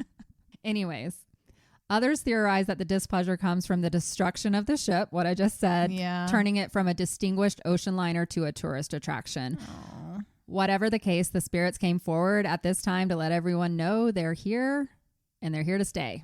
Okay. I'd be mad, like, especially if you were stuck in a room and then you watched it get torn apart, like remodeled, or like you were living in the dining room and hanging out, and now it's just a storage closet. And you're like, that's not where I want to be anymore. But you're like stuck. So the Queen Mary started her career as a tourist attraction on May 8th, 1971. It was 3.5 years after she had arrived in Long Beach. The much anticipated Jacques Cousteau Museum of the Sea opened the following December, but it only had 1/4 of what it had planned for exhibits. So the initial reaction to the ship was quickly tempered by the fact that many of the attractions were not yet open, and also the restaurants and the hotels had not opened at the same time. So they opened the ship up, but it sounded like they did a pretty shitty job, honestly. They're like, just come walk around. We have nothing for you yet. So they set it up for failure. Yeah. So the hotel finally opened 1 year later. They had originally planned for 400 rooms, but they only opened with 150 rooms. Yeah. At this time, it was owned by the Diners Club, and they just could not seem to figure out how to run the attraction, and the ship began to lose money almost immediately. In 1974, Hyatt took over hotel operations, but the ship just continued to spiral down. The museum could not keep its fish from dying. Oh. I know. Throw them back in the ocean. And so there was low ticket sales because nobody wants to take their kids to see dead fish. Oh, that's messed up. So they closed down, and that was the premier attraction at the time for tourists outside of the hotel. So the ship would pass through many, many more ownerships over the years, and unfortunately none of them could really make a profit. Yeah. They just couldn't figure out the right mix to make the Queen Mary a viable operation. Yeah. So interestingly enough, and I did not know this until I started researching, but Disney gained control of the Queen Mary. Not surprising. To be clear, Disney was not interested in purchasing or taking over the Queen Mary, but it came as a kind of a sidebar because they were trying to gain control of the Disneyland Hotel in Anaheim, and it was owned by someone called the Rather Corporation at the time, and the Queen Mary came as like a package deal when they wanted to buy the Disneyland Hotel. But it wasn't the Disneyland Hotel yet. It was a location, and they wanted it. No, it was the Disneyland Hotel, but they didn't own it. It was built next to Disneyland. The Rather Corporation came in and built that hotel. And called it Disneyland Hotel? Yes. They had been trying to get control of this for a long time. Disneyland's fault. This was just the hotel closest to Disneyland because when Disneyland first built, they didn't build hotels. They didn't plan it as a resort like it is today. They rectified that when they built Disney World. Right. They bought all the land and made sure they owned everything. So Disney took over from Rather when he passed away in 1988. They came to inspect the Queen Mary and they were not pleased with the condition of the ship. The Port of Long Beach had been maintaining at that time, and they had been using some kind of protection system on the exterior of the ship to prevent corrosion, but they hadn't really thought about the interior of the ship. Oh. So in the years before Disney took over, they saw water from leaky pipes and sewer pipes and air conditioners had collected in the bottom of the ship. And there was like this soupy, corrosive, just gross is what it sounds like in the bottom of the ship. And what was happening is it was causing the ship to rust from the inside out. Yeah. So there was a story recounted by one of the engineers that Disney sent in to inspect the inside of the ship. And she said, I can't remember exactly where I was, but we were just inside the bottom of the hull, possibly down by the propeller shaft. And I leaned my arm on a piece of the structure and the metal just broke off and fell to the bottom of the ship. Oh, no. She's like, we were below the waterline. And she's like, honestly, I just couldn't wait to get out of there. Yeah. After this initial review, the engineers put together a report detailing the necessary repairs. It said that they needed about $6 million in immediate repairs and another $30 million additionally over the years to make sure that the ship would stay afloat and not fall apart. Make people sick by rotting. Yeah, secure or like you step into your room and fall through. Yikes. So Disney did make a valiant effort because they had the money to try and stop the corrosion. They pumped out the water. They cleaned out the debris. They did some reballasting. They did what they could do. Right. So the Queen Mary was never advertised as a Disney property. Yeah, I never knew. But they did decide to open it up as a hotel. And during this time, they had heard some of the paranormal stories from the crew and they thought, let's capitalize on that. Yeah. So they put together something called the Ghosts and Legends Tour. They would hire actors to reenact some of the more famous ghostly figures rumored to be on board. So they would have people dressed up. Everybody would come in for dinner and they would do a cheesy recording and the actors would like show up when they said, oh, and then the lady in white. And then a woman would come out with flowing white. No, we died of gas toxins down in the boiler room. Yeah, they would. And they would bring in all these people reenacting like things from the war. And it sounds really cheesy. It does really. I mean, it does. I mean, maybe if you had some drama context up to that, like she loved him and they were running away together. Well, they did make stories like that. They made stories up about like murders happening. And And I bring this up because there are a lot of videos and things out there if you look at the Queen Mary, and some people will repeat these stories and it was really stuff that Disney invented. Yeah, it was just a story to make money. Yeah. Yeah. They even went so far as to have actors dressed up as prisoners of war and military men come out when discussing the tragedies that occurred. So I feel like it was probably kind of in poor taste. They even talked about when they would go on the tour, they would have areas rigged up. So they would take people on a tour of the ship and they would be like, oh, this is the pool where a little girl was. And they would have like a little girl's voice would start whispering. They would have like knocking noises would be made, things like that as they were telling the stories. One of the most famous rooms that you'll hear about in many retellings of the haunted Queen Mary is B340. So this room is brought up and a lot of people say there's an active poltergeist in there and all of these things happen. This room was no more haunted than any other room on board, and it was set up by Disney to be a paranormal experience. So, all right, we're debunking everything. I can tell. I have some real stories. Okay. Too, but this one I want to make sure everyone knows is not real. So B340, don't pay extra money to stay there. It's nothing special. No. Disney actually allowed guests to book this room for an out-of-this-world spooky experience. So they rigged it up to make noises in the night. They had it where the lights would flicker on and off and items would move. This room actually had, like I said, has no history to make it any more haunted than any other part of the ship. Right. You could see a spirit in here just like you could see a spirit anywhere else, but it's not as big as it has been made out to be. I mean, they had to choose some room. It was even said that Disney, they used this as their inspiration for the story that they would later tell in their ride at Disneyland called the Tower of Terror. Oh. About a family checking into a hotel that was haunted. And okay. So it didn't work for them while they owned the Queen Mary, but they just took it to Disneyland instead. They just expanded it. So the ship was continuing to lose money. So Disney came up with the idea to build a new amusement park on the adjacent land of the Queen Mary. And they would use the Queen Mary as the centerpiece of this new resort. It was going to be called Port Disney. Oh. And it was going to revolve around the world's oceans. And they were going to set it up with all of the Disney magic, make it a full resort. Unfortunately, they ran into so many obstacles because of oil regulations. There was environmental concerns. And then also the city was worried about the traffic impact to the harbor. So there was too much resistance and they just gave it up. Wow. And so in 1992, Disney shut down the Queen Mary Hotel. Oh. They laid off all the employees and turned the keys over back to the city. Wow. During the time that the Queen Mary was closed, the only people on board were the security guards hired to protect the ship from vandals and those that just wanted to sneak on board. There are many tales from the guards of hearing noises that sounded as if parties were taking place on the ship. Yeah, when probably they was. It was probably me. were. I would so go on. I think the ghosts were partying because all the people were gone. They're like, woo. Of course, when they would approach the areas where they heard the sound, nothing would be there and the sounds would stop. Can you imagine being a security guard on something like that? It'd be creepy. Just like walking the ship. It'd be really creepy. It would be. Dark. Others told of hearing voices that would lead them all around the ship, letting the guard get close only to hear the voice again down a different passageway. So they were playing like hide and Reese's seek. Pieces at him and he's like, this way. And then they trap him. Yeah. Many guards would chase people around the decks only to discover that no one was there. Gotcha. And quite a few of the guards began to refuse entering the ship at all.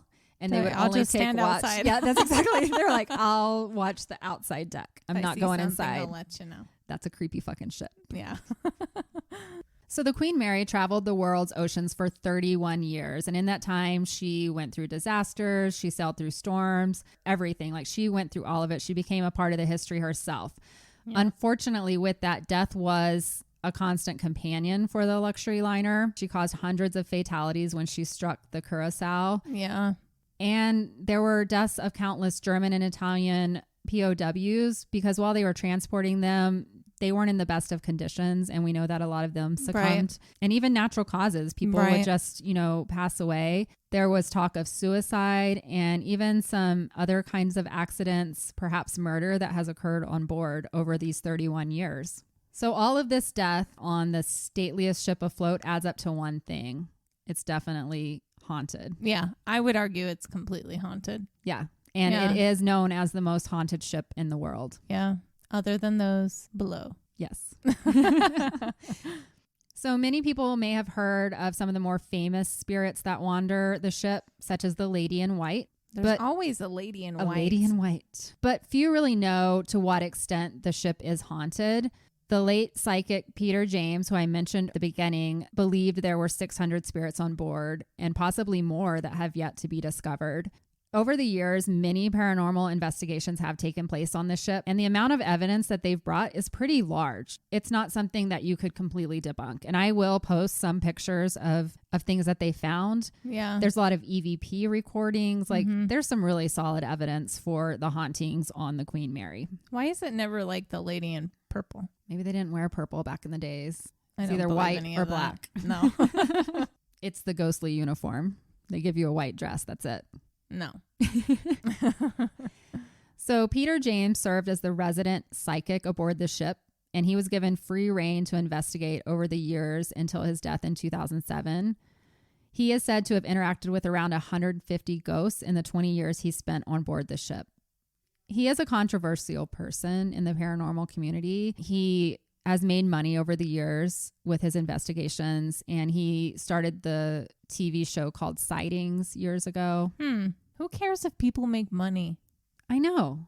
I'm so tired of that as a reason. I'm like, so if you have a natural gift, you should never like musicians compensate or athletes. Over anything. Like, he has a psychic ability, and he actually seemed like a pretty humble person. I did do a little bit of research about him because I saw I listened to a podcast where they kind of discounted him in a way. And they were like, anything Peter James says, you just got to throw it out the window. And I was like, but why are they saying that? So I researched him. And sure, maybe he capitalized, maybe he embellished a few things, but I think everybody he does has some legitimate right. evidence, and he has helped police find bodies over the years with his psychic ability. So I'm not going to discount him. And I'm going to use some of the evidence that he collected to talk about these hauntings. Okay. Aside from the lady in white. Purple. She's in white. Damn it. Perhaps Purple the most famous ghost aboard the ship is a young girl. She's about 5 or 6 years old, and her name is Jackie. Is she the one from the staircase? I don't think so. We have a different theory there. I thought that at first too. Jackie is probably the most active ghost, and she's the one that paranormal investigators, like if they are given the rights to get on the ship, most of them are trying to interact with Jackie. Okay. Peter James first discovered her in 1991. He was exploring the Royal Theatre, and he had a film crew with him. He asked who she was. She started talking, and he captured this with the film crew. So he asked who she was, and she audibly replied, "Meet me in the other pool." Oh. James was at first confused because he didn't realize the room he was in had actually been the second class pool originally. Peter did as she asked, and what transpired next is part of paranormal legend, as he conversed with Jackie for over 10 minutes, and the whole conversation was caught on camera. Wow. This event alone launched him into the spotlight and spawned that hit television show I just mentioned called Sightings. Jackie seems to have a playful side. She likes to have fun with people. She likes to play peekaboo from the upstairs balcony above the pool. Like, I have a picture of her, like with her little head, or they think it's her popped up. She will allow just a glimpse of herself and then quickly duck behind the balcony, just like a little 5 or 6 year old kid would do. And then she'll appear in another part of the pool to repeat her game. So she just likes having fun. Many people have reported hearing her calling for her mommy, which is sad. It is sad. It is believed that she remains on the ship looking for her mother, but little else is really known about her. One theory is that she was part of the war bride cruises, like when they were bringing the bride and babies over, and that she drowned in the second class pool. Oh. She does get around the ship. She's been seen in other areas, not just the pool areas. Most paranormal investigators believe that the permanent ghosts on the Queen Mary are just still going about their business as if they are still alive. And that's why you see the ghosts on the Queen Mary move around perhaps more than you might in other places. Yeah. So let's talk about the lady in white.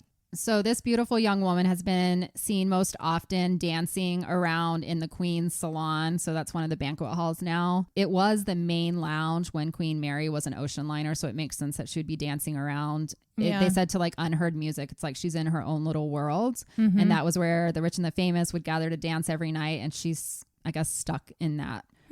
Her identity is unknown, but everyone who has seen her says she wears a very beautiful white evening gown. Okay. There are many reports by guests of seeing her glide across the floor, but when one tries to approach her, she will vanish into thin air or just fade away.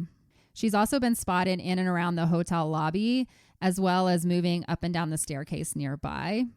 Now, this is cute. She seems to have adopted the little girl Jackie that I just mentioned. Oh. Some people have reported cute. seeing them together, and they've also heard her singing, like she's singing a song to Jackie, and sometimes Jackie will hum along with her. Yeah. So that's sweet. That's she's taken care of. Yeah, it is. Yeah. So another ghost reported to be on the Queen Mary is named John Petter. And this was an actual person they can trace back. John Petter was 18 years old when he worked down in the engine room in 1966. He was working in the sweltering heat of the boilers with the generators and all the moving engine parts. It was a long day of hard and tiring work. It was a very tedious shift, and it would last hours. So in those dreary conditions, these young crew members would come up with ways to entertain themselves. Some of these ideas were not only dangerous, but just really fucking stupid that they would do. But you can just imagine young boys. Yep.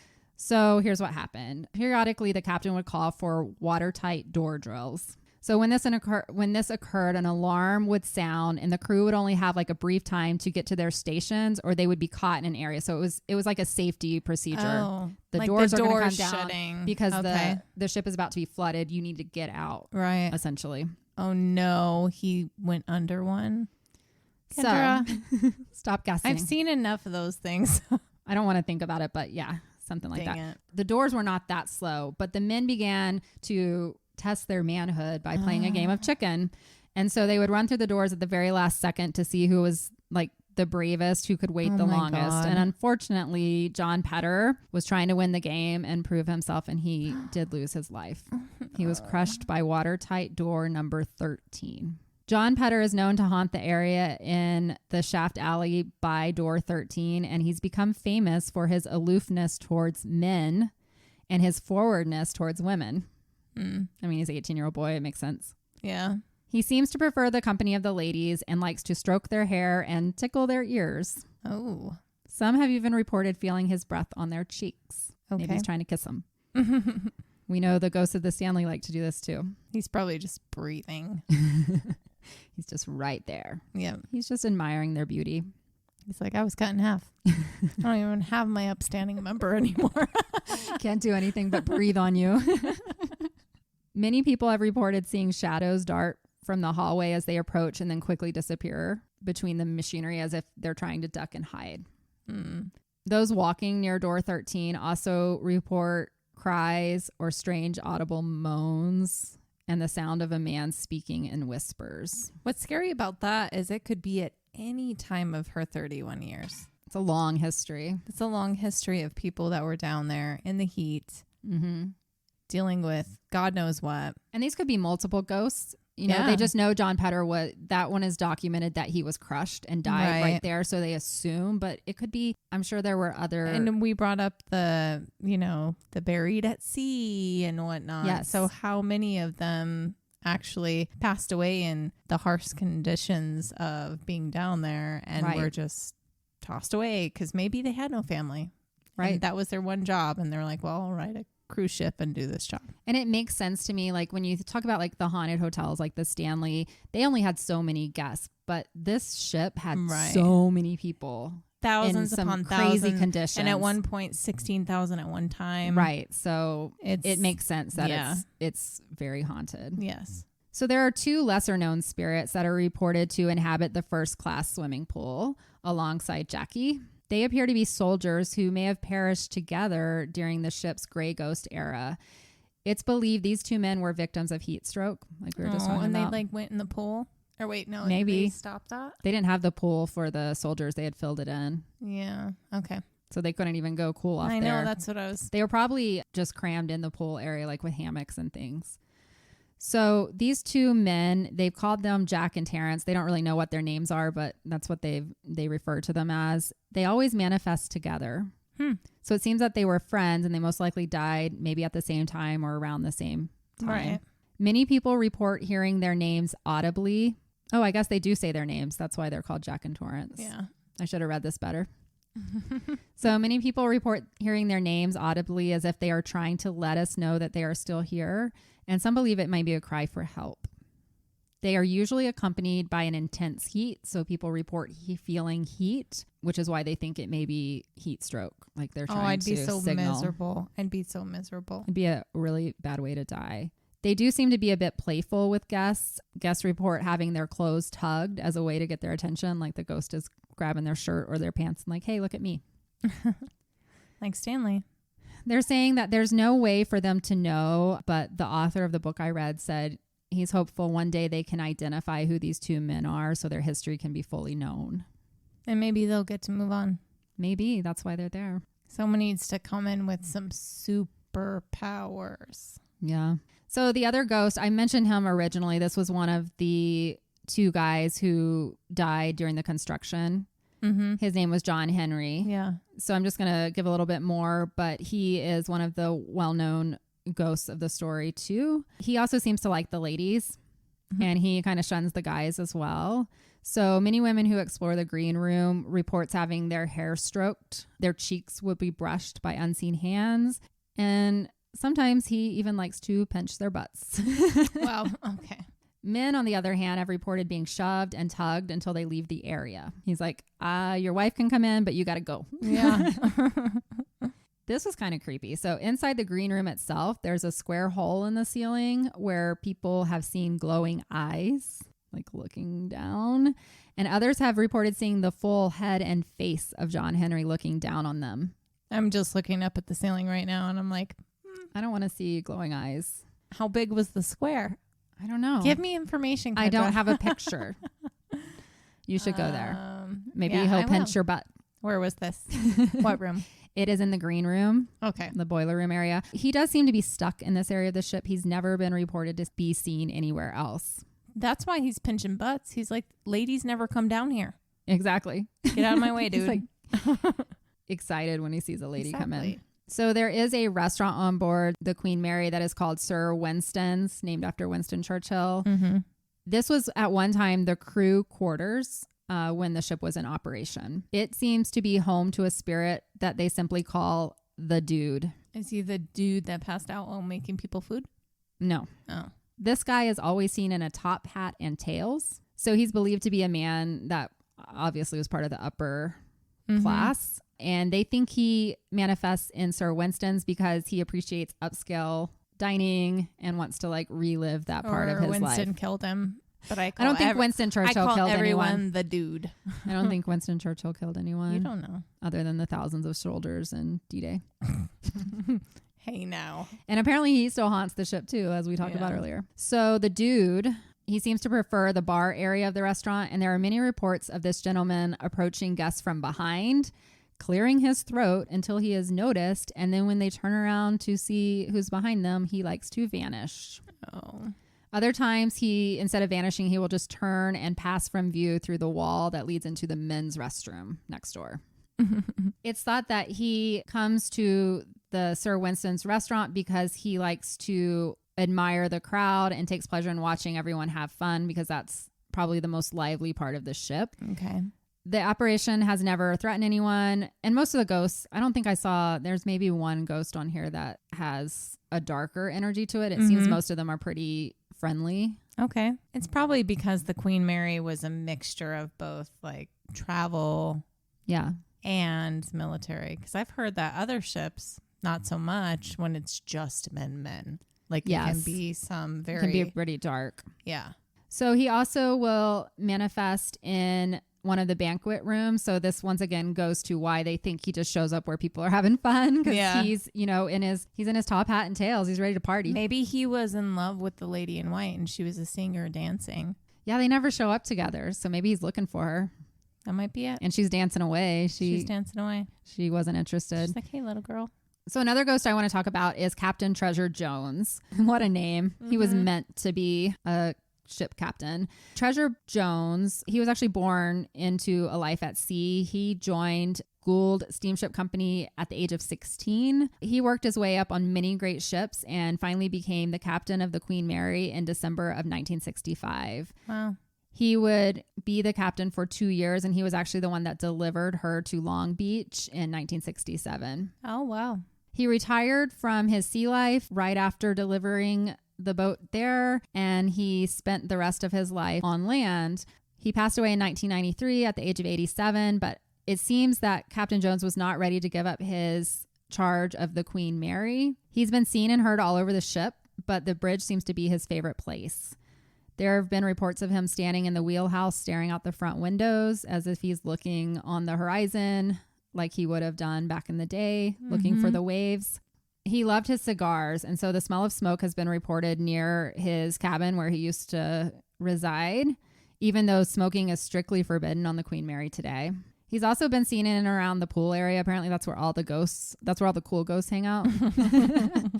Wherever he's been seen, he's in his naval uniform, fully like pressed and polished, and looks like he's ready to order people around. I guess. I don't know. There's one area of the ship that is known to be a hot spot to see Captain Jones and also hear him. You can audibly hear him speaking. He's been caught on EVP, and that's the propeller box.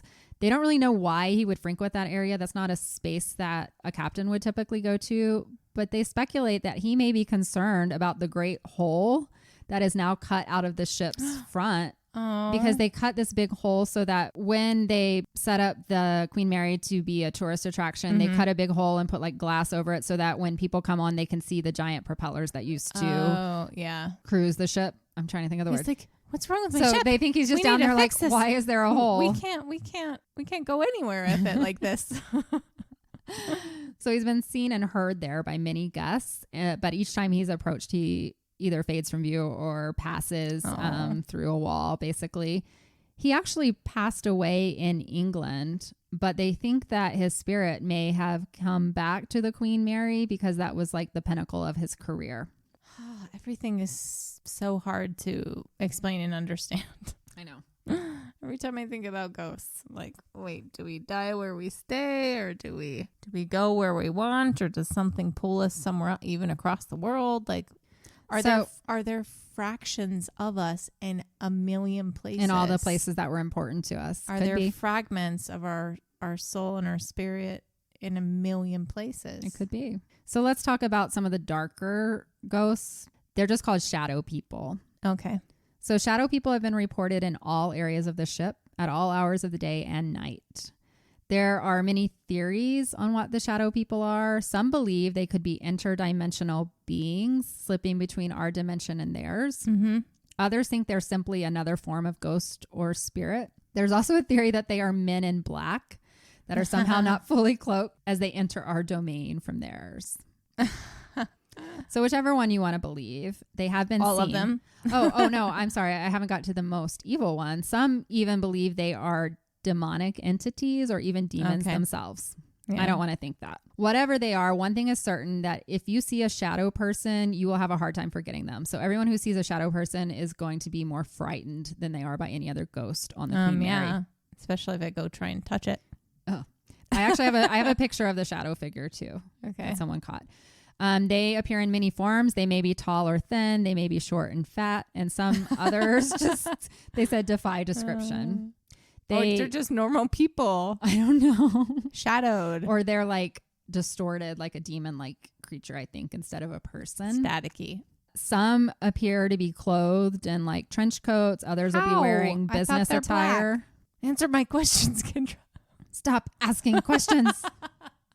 I'm sorry. Some have a more sinister look and they appear cloaked and hooded, more like a demon. Okay. Many report them having a smoky appearance. Others report them having a shimmering aura about them.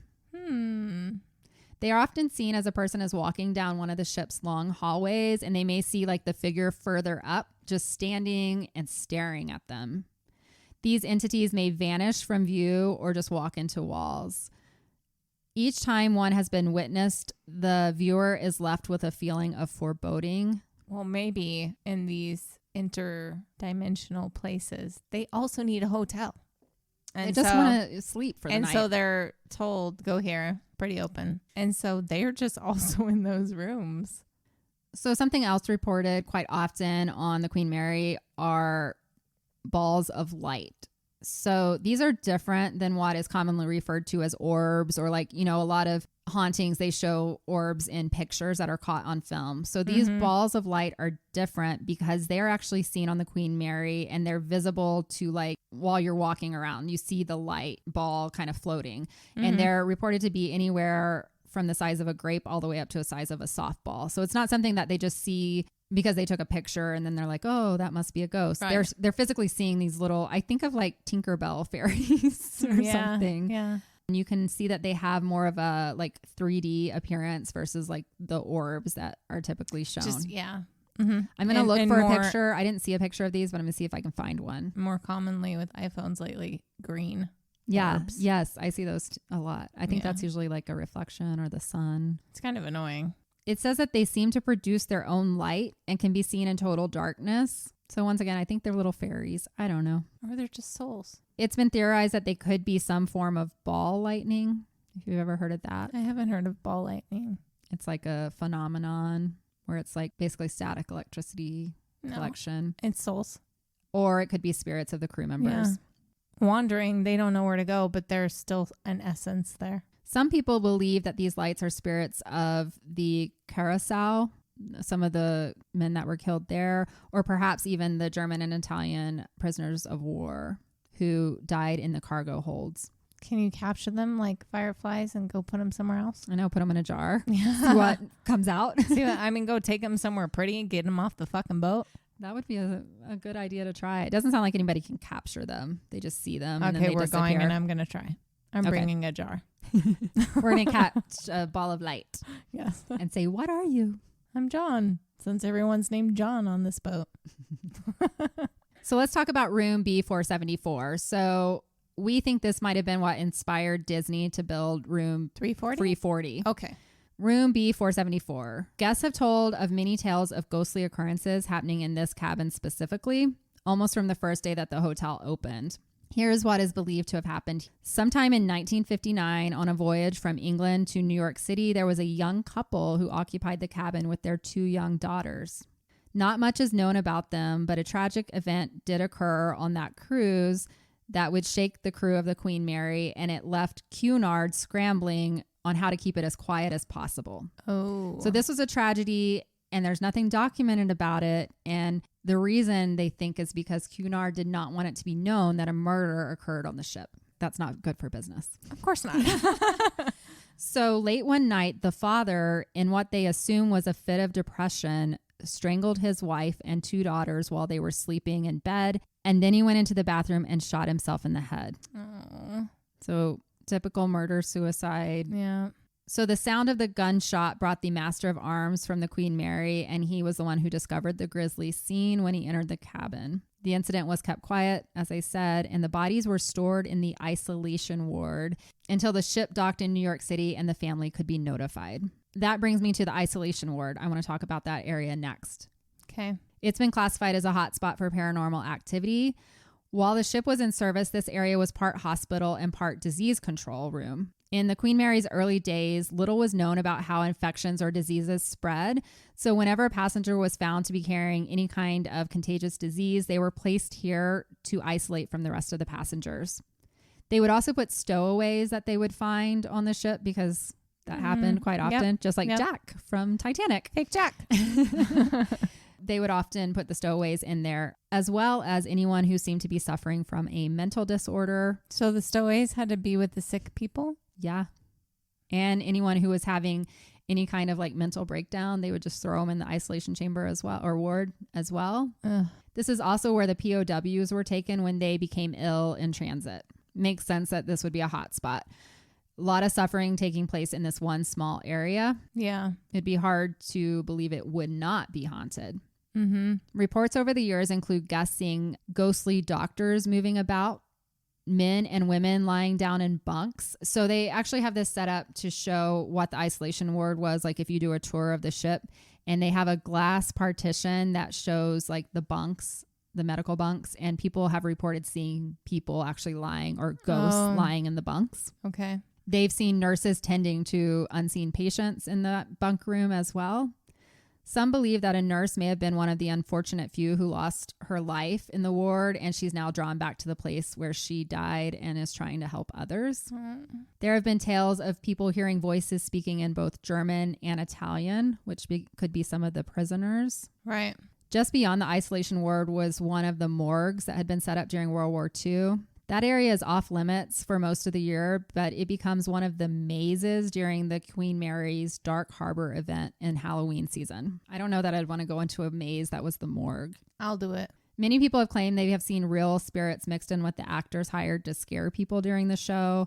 And even some of the actors themselves have refused to work in this area, or they quit because of the experiences they've had while working there. In these types of situations, I feel like the workers would actually experience more because they're kind of just standing in those areas, right? Like ready to all day pounce or do something. So they are the one that's having more paranormal experiences. And they're standing there by themselves in the dark. Waiting in the dark. It makes more sense that they would be the ones that are experiencing this. Other activity in this area includes hearing the suffering moans of the sick, as well as conversations taking place between unseen doctors discussing their patients. This is kind of cool. The lady in white has been spotted in this area. It's thought that perhaps she is there to visit and cheer the other spirits up that are sick. She's like a little... She's like the mama of the ship. I think so. Yeah. Yeah. So she's there as their... She's the white queen. She is the Queen Mary. That's what we're going to name her. Yeah. The real... So the final place I'm going to talk about on the Queen Mary is the first class pool. This is where Jackie is. And it's also the place that most paranormal investigators will go. They like to spend the most time there, most of them trying to catch another conversation with Jackie after Peter James had that 10-minute conversation with her. They also claim there is a vortex here in the first class pool area that allows all the spirits to cross over into our realm and back into theirs. It's said that this vortex is actually in the changing room part of the pool in a narrow aisle. It's said that if you stand in this spot, you will feel the hair on the back of your neck and on your arms rise. Can we go? I want to go. I mean, is it accessible now, this area? I don't know if this is part of the tour. Damn it. I'll tell you why I don't know here in a minute. Okay. Because, the Queen Mary has been off and on as far as being opened and change management. I know that my aunts were there not too long ago, within this.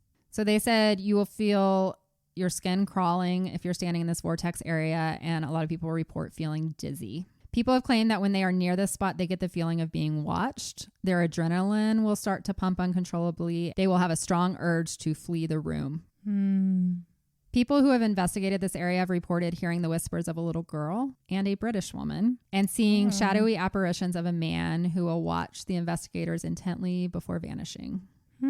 There's also tales of a spectral cat that prances by as the people sit in the stalls, and on rare occasions, the cat will brush up against them, just like cats like to do. I've heard cats in so many stories. I like them. Oh, you're such a new cat lady. There is a small room directly under the staircase at the front of the pool, and it's only accessed from a very narrow, low aisle. You have to actually stoop to enter into this room. This area is said to be home of Grumpy the Growling Ghost. That's what they've named him. Apparently he growls. So no one is quite sure who he seems to be. It's probably like an exotic animal that they stopped somewhere. It's a tiger. No one is quite, well, I'll tell you. So nobody is quite sure who he is, but he seems very comfortable to stay in his little home under the stairs. I mean, have they actually seen that it's a human being and not an exotic animal being illegally shipped somewhere? So here's what they say about him. Okay. Now that'd be funny. Many people have heard Grumpy as they approach the room, and some have even reported seeing what appears to be glowing eyes looking back at them from the dark. So a tiger. So maybe it could be a tiger. Or a Black Panther. Yeah, because it never says he actually talks. Exactly. Maybe it's an actual animal. He's like, fuck, get me out of here, dude. There are many times investigators will be conducting an EVP session in this room, and they begin to feel dread or fear, which continues to rise until they leave the room. They think... So one of the psychics that visited this room claims that this is the spirit of someone who murdered someone, and because of their guilt, they committed suicide in this small area of the ship. That's specific. Or it's opinion, a tiger. I mean, you said growling. Or a lion. We are in the 1930s, 40s, 50s. Like, they were transporting God knows animals like that. They did go to Africa. And they did go to Africa. War. Like, I'm thinking someone had an exotic animal and it died in some way. It was hot. There was no air conditioning. You stuff an animal in a place like that and they're covered in fur. Like, they can die of heat too. Yeah. I'm sorry. I'm debunking this one. I don't know. I'm just sharing it. You guys can... It still fits with your psychic shit. Like, maybe they killed someone. Maybe the tiger killed someone and then he was like, I feel bad. I'm going to hide out down here. Exactly. I shouldn't have eaten that guy. The hallways of the Queen Mary have seen countless people come and go, and many of the past passengers and crews have remained behind to wander the decks. All of these tales should be in the front of every guest's mind if they decide to visit the Queen Mary. So I want to talk about where the Queen Mary is today, and if you want to go visit. Well, I'm talking about like in as far as visiting. But yes, it's still in Long Beach. It hasn't moved. No, it's spoiler alert, is still in Long Beach. So you know how I mentioned the engineer that went with the Disney crew and the ship was falling apart? Mm-hmm. Disney did spend a lot of money, and there's been multiple managers of the Queen Mary over the years, and it would take me probably another podcast just to talk about all the drama of the ship changing management, and it hasn't ever really been cared for, which is sad. In January of 2017, it was documented by the engineers looking at the ship at that time that according to how it was corroding internally at the current rate, it would become structurally unsafe within 10 years. So that's 2027. So we have to go now. Right. That's basically what I'm about to say. So it's costing them millions upon millions of dollars to try and keep this boat afloat. And the problem is nobody's making any money. Like, it's not turning enough of a profit to keep, like, anybody who wants to go in and operate the hotel. It's not a good viable operation. it is something I would say if you want to see the Queen Mary, I would go sooner rather than later because I don't know how much longer they can continue to support it. They're using tax dollars. They're using, different loans and things, but it just doesn't seem like it's going to be sustainable much longer.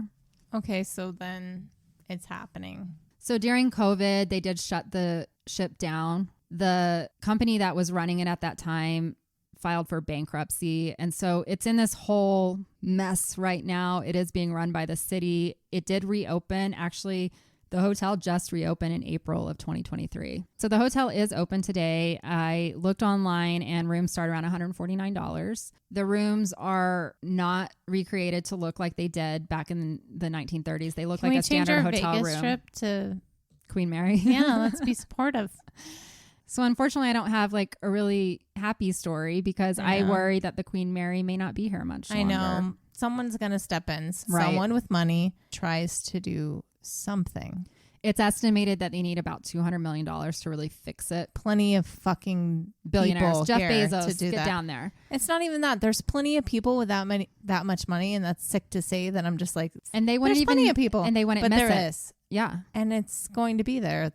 And So- someone might just have a soft spot just for the Queen Mary who has that kind of money, and that's what's going to save it. This is my bid is whoever takes it over needs to spend the money to recreate it back to what it looked like when it was a luxury liner. Get the fast food shit out of there. Get the concession stands. Like make it an experience where people can go and live like they're on the fucking Titanic. And if you want fast food, then guess what? You're going to have to get some special ass Uber Eats. I don't know. I think that they did a disservice to this beautiful historical ship when they recreated or they rebuilt it as this tourist attraction back in the 60s, and it hasn't recovered. I know, but we also didn't know that it was going to be honored as the Queen Mary. Well, that is my story today. I loved it. I hope you guys enjoyed it. You almost walked away from this one, and I didn't want you to. Here's why. Because I listened to this one podcast, and I won't name it, but it made me feel like the Queen Mary was a fake haunting, and it discouraged me because I'm like, oh, maybe this was just a made up story. And we didn't want to debunk again. I kind of debunked. That's where we were getting to. Yeah, I kind of debunked in Amityville. Right. But when you have a ship that's been through 31 years of traveling at this point all over this world. Right. In a lot of horrible situations, and a lot of people have died. Right. It makes sense that it's haunted. I'm sorry. It's fucking haunted. And whether or not what's been presented to us by Disney or in a media way, it's a haunted place. I believe it. Completely haunted. There's no way it can't be. I'm sorry. Right. It doesn't make sense that there's not souls aboard. So we want to go there. Yeah. We better get there fast before it sinks. But not just that, all the little places that are right there around the marina. Like, it's just a beautiful place. And I would love to chill there for a few days. Yeah, because let's do I feel like I've been there for like 3 hours. I want to, if we go, we can get a hotel room pretty cheap and split it and do it. We can do this, Kendra. Yes. I feel like we'll be reporting live from the Queen Mary. I feel like this is one of the more affordable things we've ever. I'm really glad you went through with this one. Me too. I'm happy. I learned a lot, and I have more respect for the Queen Mary now. I'm astonished by her history. Yeah, and I would have never walked up to her with the same amount of respect that I do now. Right. So thank you. You're welcome. I hope you all enjoyed it. That was really fun. Me too. I'm glad we had a lighter episode. I needed the lighter episode. It's been a hard week, and we kind of need to find a little bit more like this sometimes. I know. Or at least mix them in between. Mix them in the better. We're trying to mix it in. A lot of it depends on how much we feel like we can put together. Some stories are longer than others. And not just more longer, but then they went from being something that might have been funny to then being something that's really heavy. So this one was good. And now we get to go to dinner. We do. And we get to go eat hungry good food right now. So have a margarita and then go hiking. And I get to be like a mom who actually to have some fun this weekend. Every now and then. But before we do that, I want to remind everyone, please keep listening to us. Please subscribe wherever you get your podcast. Rate, review. Tell your friends about us. Please share. Yep. We're on all the socials. We're Facebook, TikTok, Instagram, YouTube. Yes. Is that it? I'm looking at Jessica Cross like, my brain. Like I said, there are some pictures from the Queen Mary, so I'm going to post some stuff up on Instagram. I want to see the little crystal ship dude who tells you how far you are. Oh yeah, that was really cool. Yeah. So I'll post lots of pictures, and we do have a Patreon that we're going to have some fun names for the different levels, because I have some ideas, but first and foremost, please send your stories. Yes, our lab reports. We need stories. We really do need stories. We have a few now, but I want to make sure that we have enough that is good for an episode, and a compelling episode. We all have these stories, right? We all do. And the ones we read so far, we've talked to them a couple times, and they're really, really good. We're enjoying really the stories. Keep sending them in, guys. And I'm like, gosh, we all have this shit. Like, just give it to us. Please send those to lucidlabpodcast@gmail.com. And our P.O. Box is P.O. Box 251. East Lake, Colorado. I know that part. What's the zip code, Jessica? 80641. That's awesome. I'm going to know it all one day. She's like, I know the city. I know the P.O. Box and the city, but nothing else. All right. Everybody, take care. Stay lucid. Thank you. Thank you. Stay lucid. Bye. Bye-bye.